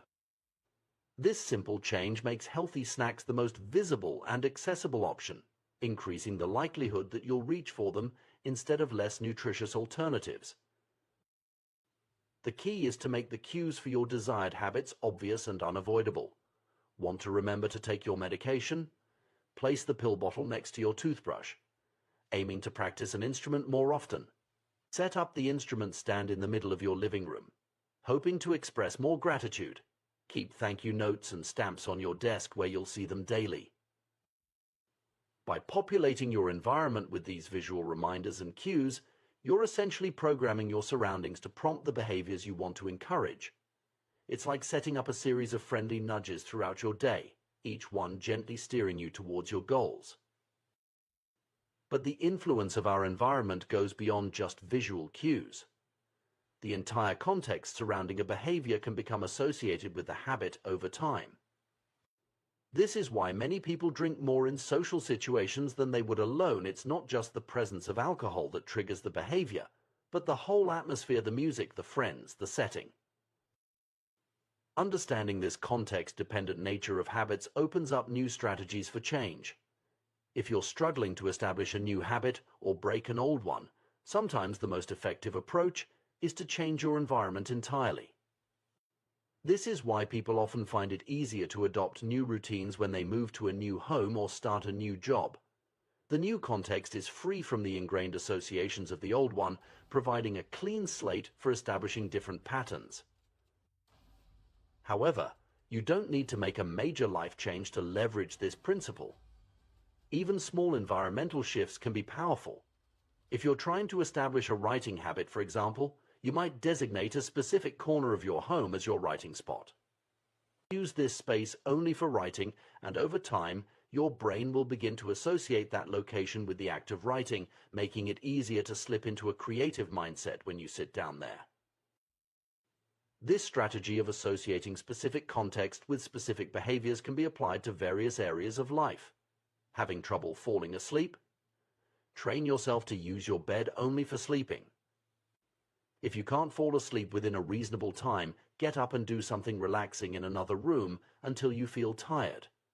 Over time, your brain will learn to associate your bed solely with sleep, making it easier to drift off when you lie down. The power of context in shaping our habits also highlights the importance of creating clear boundaries between different areas of our lives. In today's world, where many of us work from home, it's increasingly common for our professional and personal lives to blur together. This can make it difficult to switch off from work mode and fully relax. I experienced this challenge firsthand when I started my entrepreneurial career. Working from my couch or kitchen table, I found it nearly impossible to establish a clear end to my workday. The solution came when I was able to set up a dedicated home office. Suddenly, work became something that happened in a specific room, while the rest of my home was for personal life. This physical separation created a psychological boundary, making it much easier to transition between work and relaxation. This concept of one space, one use can be a powerful tool in organizing your life and habits. By assigning specific activities to specific areas, you create mental shortcuts that help you slip into the right mindset for each task.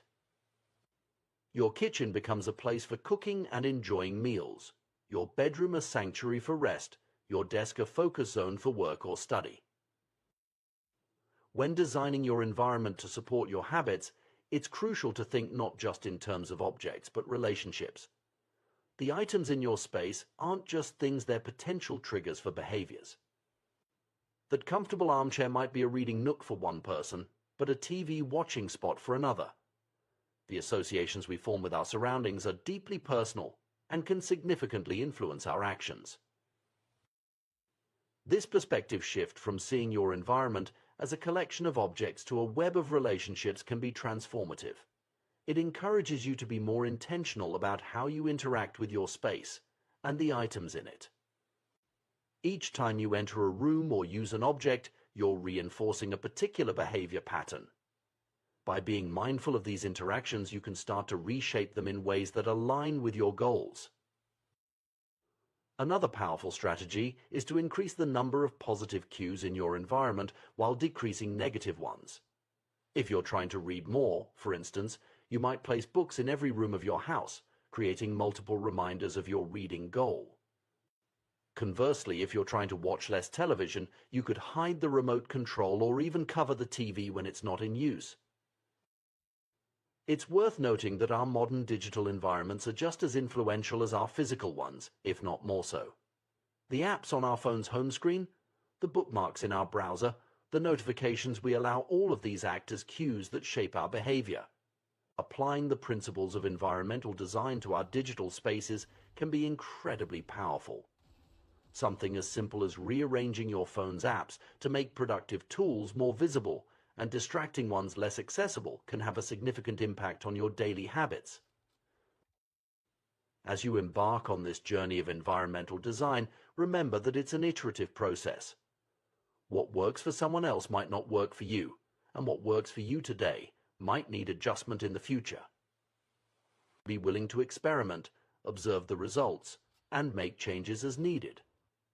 The goal is to create an environment that feels natural and supportive, not one that feels forced or restrictive. It's also important to approach this process with self-compassion. Changing habits is challenging, and there will likely be setbacks along the way. Instead of viewing these as failures, see them as valuable data points that can inform your next iteration of environmental design. Ultimately, the power of environmental design lies in its ability to make desired behaviors easier and undesired behaviors harder. By thoughtfully arranging your surroundings, you can create a world that naturally guides you towards your goals, reducing the need for constant willpower and conscious decision-making. This approach to personal growth and habit formation is about working smarter, not harder. It's about recognizing that we are not separate from our environment, but deeply interconnected with it. By becoming active designers of our spaces, both physical and digital, we can harness the subtle yet powerful forces that shape our daily actions. So take a moment to look around you. What story does your current environment tell about your habits and priorities? What changes could you make to better align your surroundings with your aspirations? Remember, you have the power to shape your world, and in doing so, to shape yourself. By creating spaces that support your goals and values, you're not just changing your environment, you're changing your life, one small cue at a time.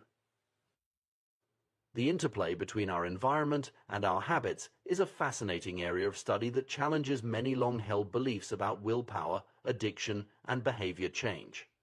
To truly understand how we can shape our habits, and by extension, our lives, we need to delve into the subtle yet powerful ways our surroundings influence our actions. Let's begin with a startling discovery made during the Vietnam War. In 1971, Congressman Robert Steele and Morgan Murphy uncovered a shocking fact: over 15% of U.S. soldiers stationed in Vietnam were heroin addicts. Further research revealed that the problem was even more widespread, with up to 35% of service members having tried heroin and as many as 20% being addicted. This revelation sent shockwaves through Washington and led to the creation of the Special Action Office of Drug Abuse Prevention under President Nixon. The office was tasked with addressing this crisis, including tracking addicted service members upon their return home. What happened next would challenge everything we thought we knew about addiction. Researcher Lee Robbins, who was involved in studying these returning soldiers, made a groundbreaking discovery.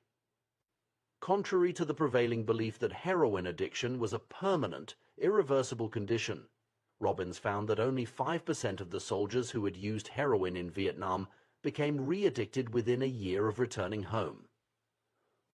Even more remarkably, only 12% relapsed within 3 years. This finding was revolutionary. It suggested that addiction wasn't solely about the substance or the individual's willpower. Instead, it pointed to the crucial role of environment in shaping and maintaining addictive behaviors.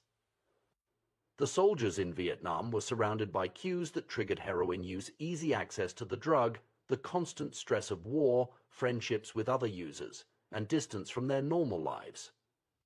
When they returned home, these environmental triggers were absent, and for many the addiction simply faded away. This stands in stark contrast to the typical experience of drug users in the United States. When someone becomes addicted in their home environment, goes to a clinic to get clean, and then returns to their old neighborhood, they're immediately confronted with all the cues that originally led to their addiction. It's no wonder that relapse rates in these situations are often as high as 90%, the exact opposite of what was observed with the Vietnam veterans. These findings challenge our cultural narrative about bad habits and addiction. For decades, we've been told that unhealthy behaviors, whether it's drug addiction, overeating, or smoking, are primarily a result of moral weakness or lack of self-control. We've internalized the idea that if we just had more discipline, we could overcome any bad habit. However, recent research paints a different picture. When scientists study people who appear to have exceptional self-control, they find that these individuals aren't fundamentally different from those who struggle.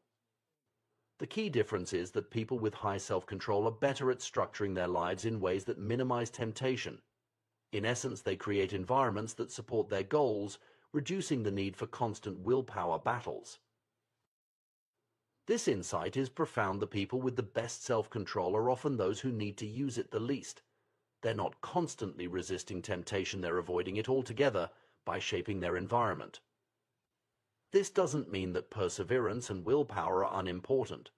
Rather, it suggests that the most effective way to improve these qualities is not by willing ourselves to be more disciplined, but by creating more disciplined environments.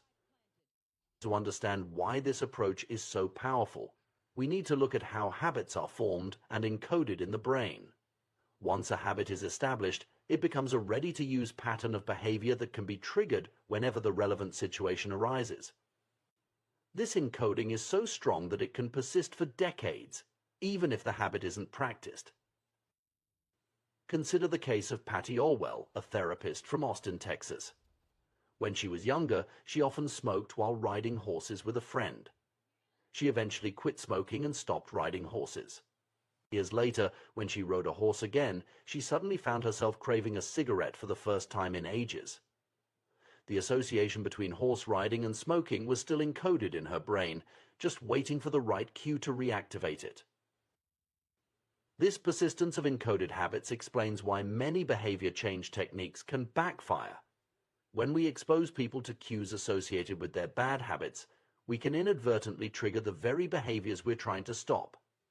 For example, shame-based weight loss presentations can stress obese individuals, leading them to turn to their familiar coping mechanism, overeating. Similarly, showing graphic images of damaged lungs to smokers can increase anxiety, driving them to reach for a cigarette to calm down. The power of environmental cues in triggering habits also explains why bad habits can be so persistent and self-reinforcing. They often create a negative feedback loop, what we might call an autocatalytic process. The habit feeds itself. You feel bad, so you eat junk food.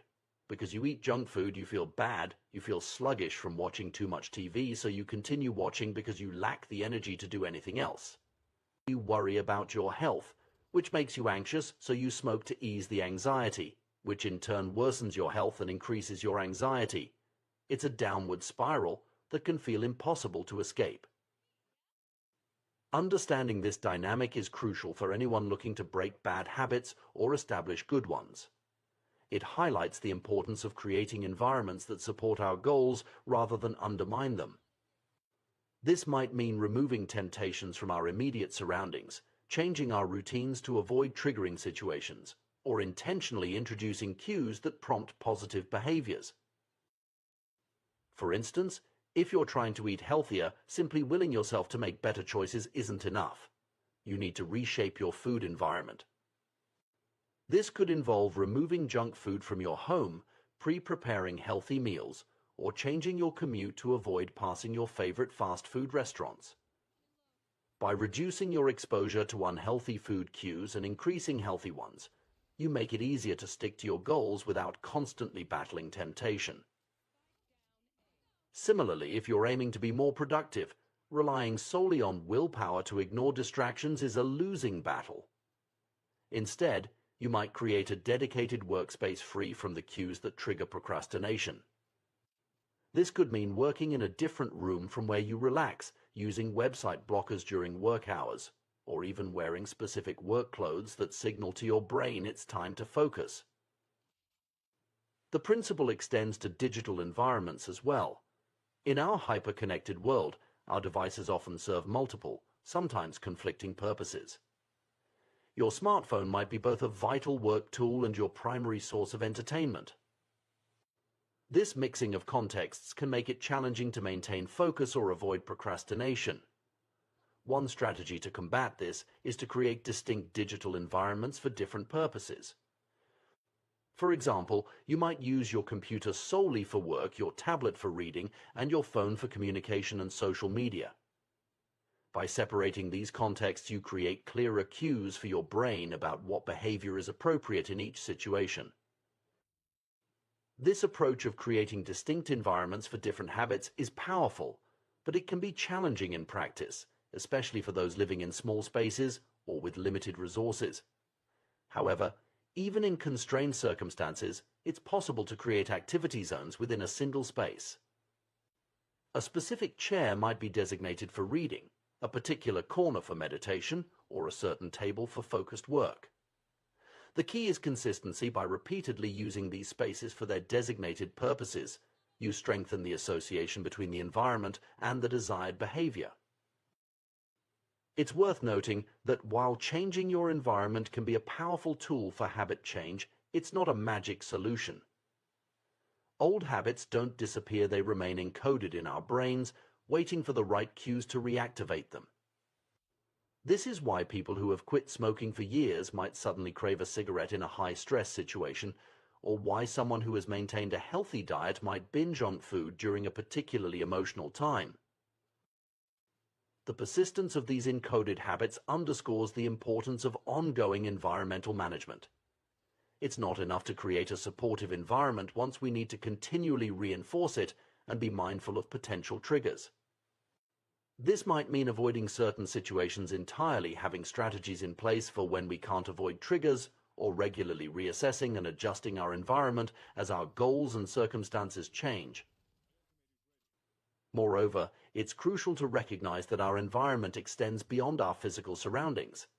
Our social connections, daily routines, and even our internal dialogue all form part of the context that shapes our habits. Changing habits often requires addressing these aspects as well.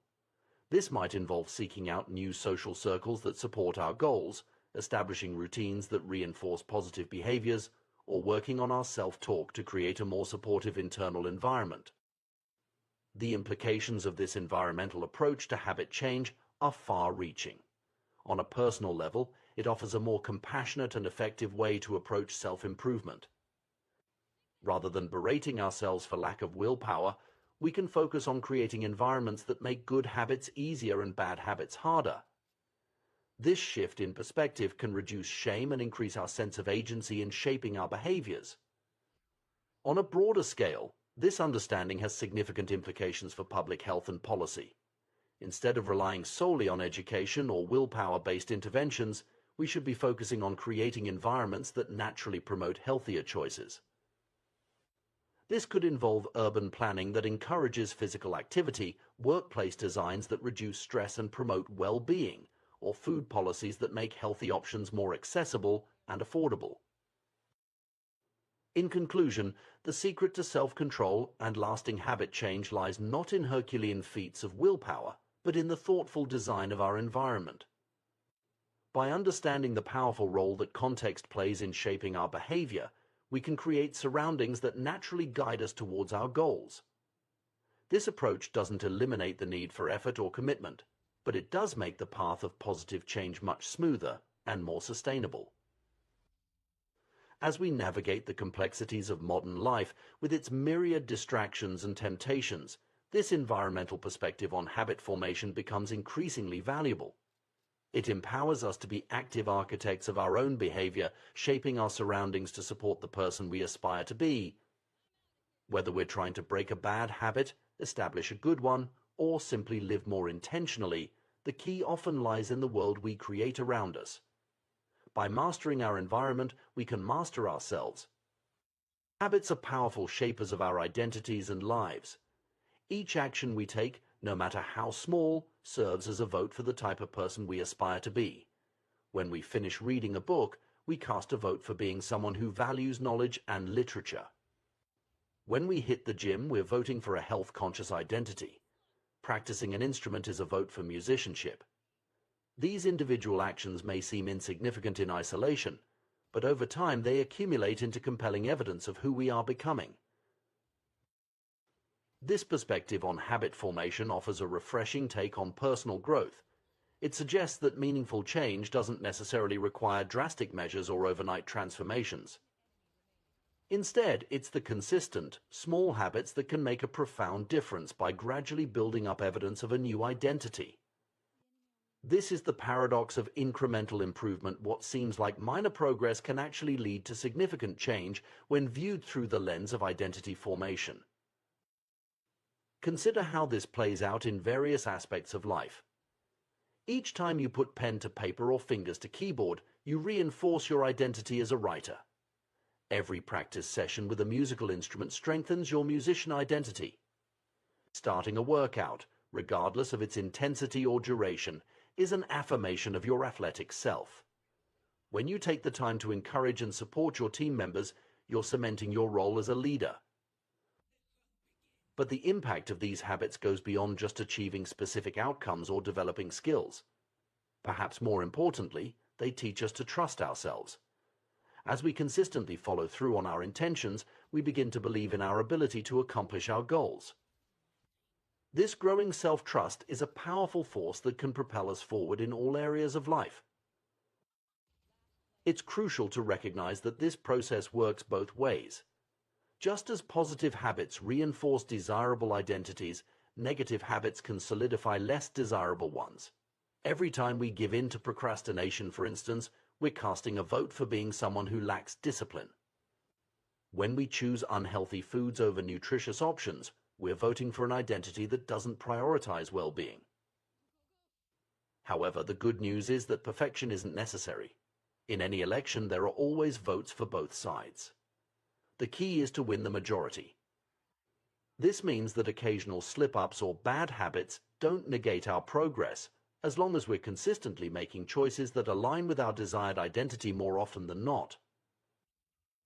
This understanding of habit formation as identity shaping leads us to a simple but powerful two-step process for personal transformation. First, we must decide on the type of person we want to become. Then, we prove it to ourselves through small, consistent wins. The first step, deciding who we want to be, is arguably the most challenging.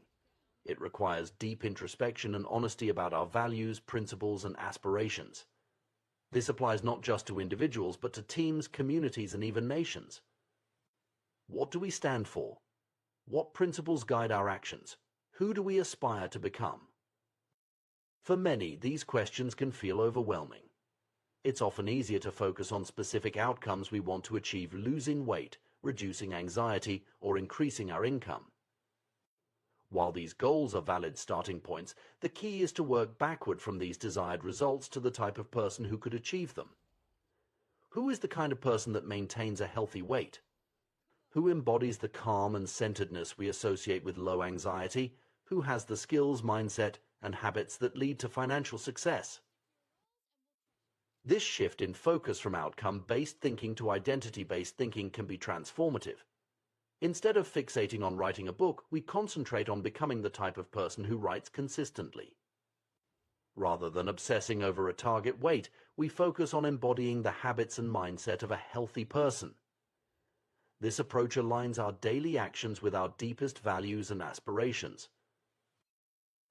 Once we've clarified our desired identity, the second step is to reinforce it through small, consistent actions.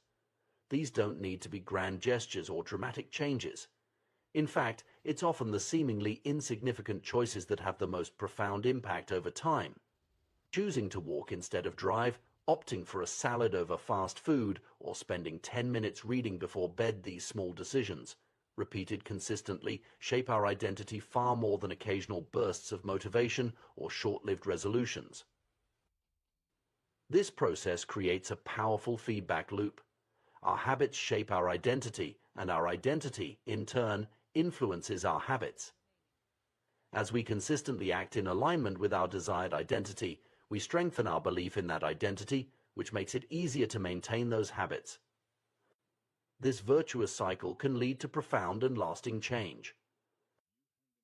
It's important to note that this approach to habit formation and personal growth is not about achieving specific external measures of success. While habits can certainly help us reach goals like earning more money, losing weight, or reducing stress, their true value lies in their ability to shape our identity. They are the means through which we develop and reinforce our deepest beliefs about ourselves. This perspective on habits offers a more holistic and sustainable approach to personal development. Instead of chasing fleeting goals or external validation, we focus on becoming the type of person we aspire to be. This shift in focus can lead to more meaningful and lasting change as our actions become aligned with our core values and desired identity. Moreover, this approach to habit formation acknowledges the fluid nature of identity. We are not fixed entities, but rather dynamic beings capable of growth and change. Our identity is not set in stone, it's a choice we make in every moment through our actions and habits. This realization is empowering, as it puts the power of change squarely in our own hands. The process of identity-based habit formation also highlights the importance of patience and consistency. Meaningful change doesn't happen overnight. It's the result of countless small actions and decisions made consistently over time. This understanding can help us stay committed to our goals, even when progress seems slow or setbacks occur. Additionally, this approach to personal growth encourages a more compassionate attitude towards ourselves. Instead of berating ourselves for failures or slip-ups, we can view them as part of the natural process of change. As long as we're winning the majority of the time, casting more votes for our desired identity than against it, we're moving in the right direction. This perspective on habits and identity formation has implications beyond individual growth. It can be applied to organizational change, community development, and even societal transformation. By focusing on the type of organization, community, or society we want to be, and consistently taking actions that align with that vision, we can create meaningful change on a larger scale. In conclusion, the power of habits lies not just in their ability to help us achieve specific goals, but in their capacity to shape our very identity.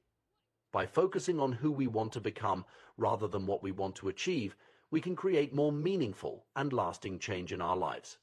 Through consistent small actions, we cast votes for our desired identity, gradually becoming the person we aspire to be. This process of continuous self-evolution, guided by our deepest values and aspirations, is the true essence of personal growth and fulfillment. As we align our habits with our desired identity, we not only improve our lives but also contribute to positive change in our communities and the world at large. The human brain is a remarkable organ, constantly adapting and evolving to help us navigate the complexities of life. One of its most fascinating abilities is the formation of habits, automatic behaviors that allow us to function efficiently in our daily lives. Understanding how habits form and why they're so crucial to our success can provide valuable insights into human behavior and personal growth. Let's start by exploring the fundamental nature of habits. At their core, habits are behaviors that have been repeated so frequently that they become automatic. This process of habit formation begins with a period of trial and error, much like the experiences of the cats in Edward Thorndike's famous puzzle box experiments. When we encounter a new situation or challenge, our brain must decide how to respond. Initially, we may feel uncertain, trying different approaches to see what works best. This period is characterized by high neurological activity as our brain carefully analyzes the situation, taking in new information and making conscious decisions about how to act. Through this process of exploration, we occasionally stumble upon a solution that works well, a behavior that solves our problem or provides a reward. Perhaps we discover that going for a run helps alleviate anxiety, or that playing video games after work helps us unwind from a stressful day. These discoveries are pivotal moments in habit formation. Once we experience an unexpected reward, our brain immediately begins to take notice. It starts cataloging the events that preceded the reward, trying to identify the actions that led to this positive outcome. This is the essence of learning. Our brain is constantly seeking to understand cause-effect relationships in our environment. With repeated practice, our brain refines this process. Useless actions fade away, while beneficial behaviors are reinforced. This is how a habit begins to take shape. Over time, what once required conscious effort becomes automatic, a reliable solution to a recurring problem in our environment. As habits form, an interesting neurological shift occurs. The level of brain activity actually decreases. This is because our brain has learned to focus on the cues that predict success and ignore everything else. It creates a mental shortcut. If this situation arises, then perform this action. This cognitive script can be followed automatically whenever the appropriate situation presents itself. This automation is incredibly beneficial from an evolutionary perspective. Habits are, in essence, mental shortcuts learned from experience. They allow us to efficiently solve problems we've encountered before without having to analyze the situation anew each time. This frees up our conscious mind, the bottleneck of the brain, to focus on novel challenges and more complex tasks. The formation of habits follows a consistent pattern that can be broken down into 4 key stages: cue, craving, response, and reward. Understanding this pattern can provide valuable insights into how we can shape our own behavior and build positive habits. The process begins with a cue, a bit of information that predicts a reward. In our ancestral environment, these cues might have signaled the location of food, water, or potential mates. Today, we're more often attuned to cues that predict secondary rewards like money, status, approval, or personal satisfaction. Importantly, these modern pursuits still indirectly improve our odds of survival and reproduction, tapping into our deepest evolutionary motivations. The cue triggers a craving, the motivational force behind every habit. Without some level of motivation or desire, we have no reason to act.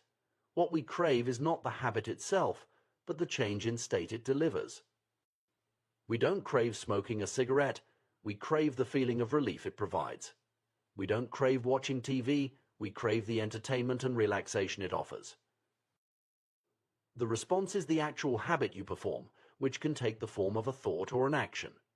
Whether a response occurs depends on how motivated you are and how much friction is associated with the behavior. If a particular action requires more physical or mental effort than you're willing to expend, you won't do it. Finally, the reward is the end goal of every habit.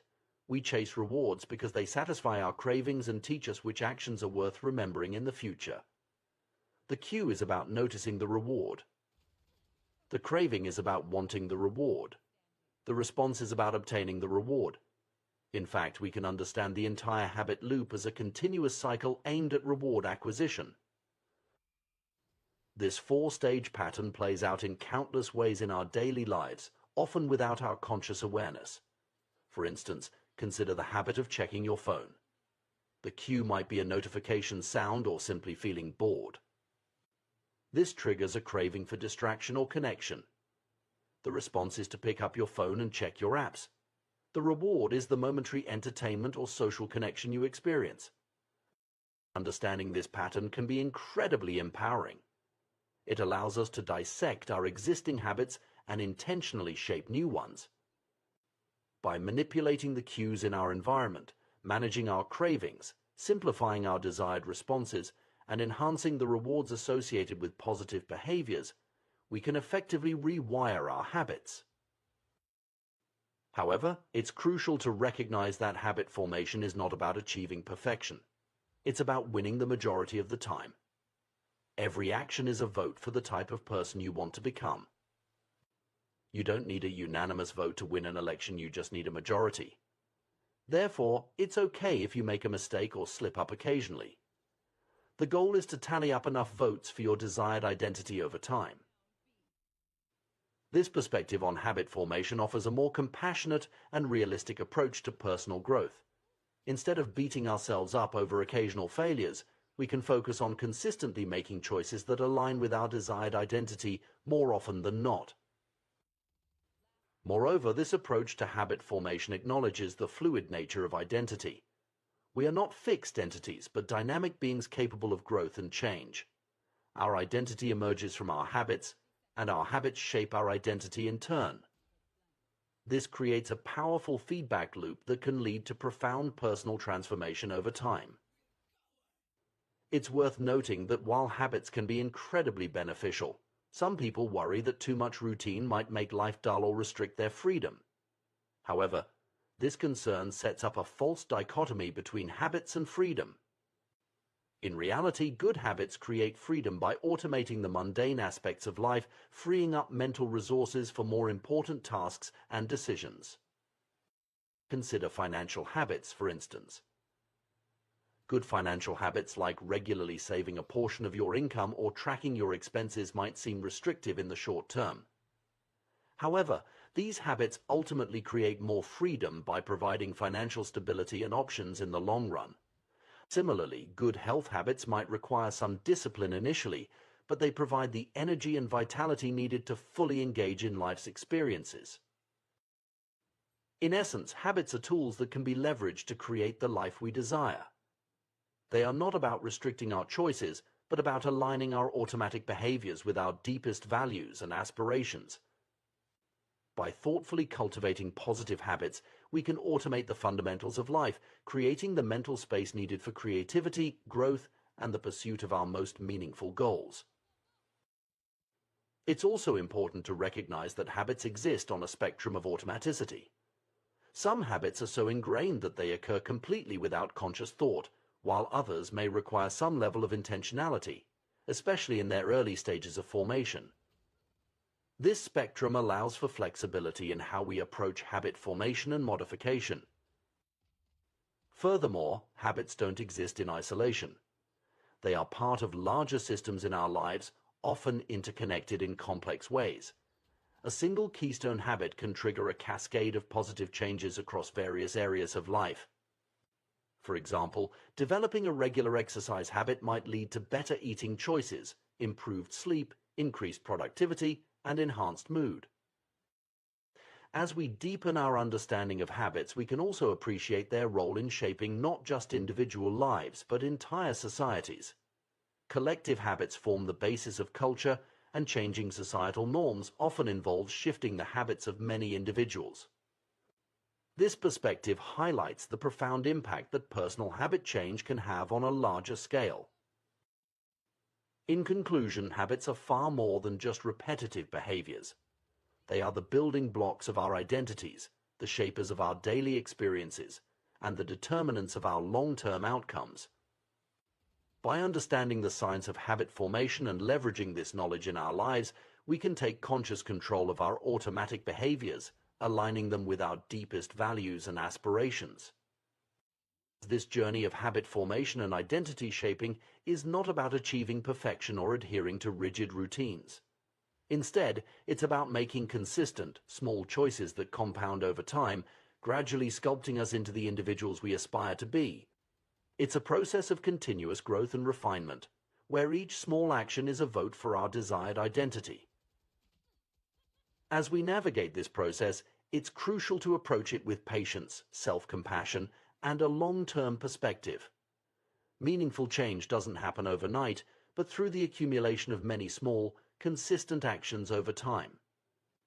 By focusing on the process rather than just the outcome, we can find joy and fulfillment in the journey of personal growth itself. Ultimately, mastering our habits is about taking control of our own evolution. It's about consciously shaping our behaviors, our identities, and by extension, our lives. In doing so, we don't just change our routines, we change our worlds, opening up new possibilities and creating the freedom to live life on our own terms. The intricate workings of human behavior have long fascinated scientists, psychologists, and individuals seeking personal growth. At the heart of our daily actions lies a powerful force: habits. These automated behaviors shape our lives in profound ways, often operating below the surface of our conscious awareness. Understanding the mechanics of habit formation can unlock the potential for meaningful personal change and growth. At its core, every habit follows a predictable pattern, a loop that consists of 4 key stages: cue, craving, response, and reward. This habit loop is not just a theoretical construct, but a neurological reality that plays out countless times each day in our lives. The journey of a habit begins with a cue. This is a trigger, a bit of information that predicts a potential reward. In our modern world, cues can take many forms: the ping of a smartphone notification, the aroma of freshly brewed coffee, or the sight of your running shoes by the door. These cues are neutral in themselves, but they have the power to set the habit loop in motion. What transforms a simple cue into a catalyst for action is the second stage of the habit loop: craving. This is where things get interesting from a psychological perspective. Contrary to what we might assume, we don't actually crave the habit itself. Rather, we crave the change in state that the habit promises to deliver. For instance, when you see a notification on your phone, you don't crave the act of checking your phone itself.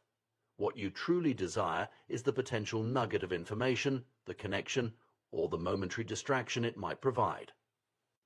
When you smell coffee, you're not longing for the liquid itself, but for the alertness and comfort it represents. This distinction is crucial because it highlights the emotional and psychological underpinnings of our habits. Cravings are highly personal and can vary dramatically from one individual to another. What triggers an intense desire in one person might be entirely insignificant to another. This is why understanding your own cravings is a key step in mastering your habits. The sound of slot machines might ignite an irresistible urge in a habitual gambler, while for others, it's merely background noise. The interpretation of cues, colored by our past experiences, emotions, and current state, is what transforms them into cravings. The third stage of the habit loop is the response. This is the actual habit you perform, which can be a physical action or a mental process. However, a response only occurs if 2 conditions are met: sufficient motivation and the ability to perform the action. If an action requires more effort than you're willing to expend, or if it's beyond your capabilities, the habit loop breaks down at this stage. This insight offers a powerful lever for habit change. By increasing or decreasing the effort required to perform a habit, we can influence whether it occurs. Want to read more? Leave a book on your bedside table. Trying to cut down on social media? Log out of your accounts after each use, adding a small barrier to mindless scrolling. The final stage of the habit loop is the reward.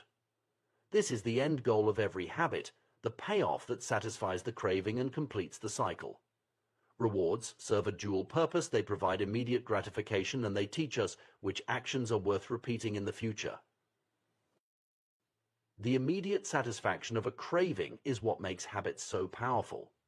When you check your phone and find an interesting message, the brief moment of entertainment or connection reinforces the habit. When you take a sip of coffee and feel that first jolt of caffeine, your brain logs that action as worth repeating. But rewards do more than just satisfy momentary desires. They play a crucial role in the learning process that underlies habit formation. Our brains are essentially reward detectors, constantly scanning our experiences to identify which actions lead to pleasurable outcomes. This feedback mechanism helps us distinguish between useful and useless behaviors, gradually shaping our habits over time. Understanding this 4-stage habit loop provides a framework for analyzing and modifying our behaviors. If any of these 4 components is insufficient, a behavior will fail to become a habit. Without a clear cue, a habit won't start. Without a strong enough craving, there's no motivation to act. If the response is too difficult, it won't be performed. And if the reward fails to satisfy, there's no reason to repeat the behavior. This loop isn't just an occasional occurrence, it's an endless cycle that's running every moment we're alive. Our brains are constantly scanning the environment, predicting outcomes, trying responses, and learning from the results. Most of the time, this process happens so quickly and automatically that we're not even aware of it. We can think of the habit loop as having two distinct phases: the problem phase and the solution phase. The problem phase, which includes the cue and craving, is when we recognize that something needs to change. The solution phase, comprising the response and reward, is when we take action to bring about that change. This perspective illuminates a fundamental truth about human behavior: all of our actions are ultimately driven by the desire to solve problems. Sometimes the problem is that we notice something good and want to obtain it. Other times we're experiencing discomfort and want to alleviate it. In either case, habits form as our brains learn efficient ways to address these recurring situations. Consider some common scenarios. You hear your phone buzz cue, which triggers a desire to know what the message says: craving. You pick up your phone and read the text response, satisfying your curiosity reward. Or perhaps you're working on a challenging project cue and start to feel overwhelmed, craving for relief.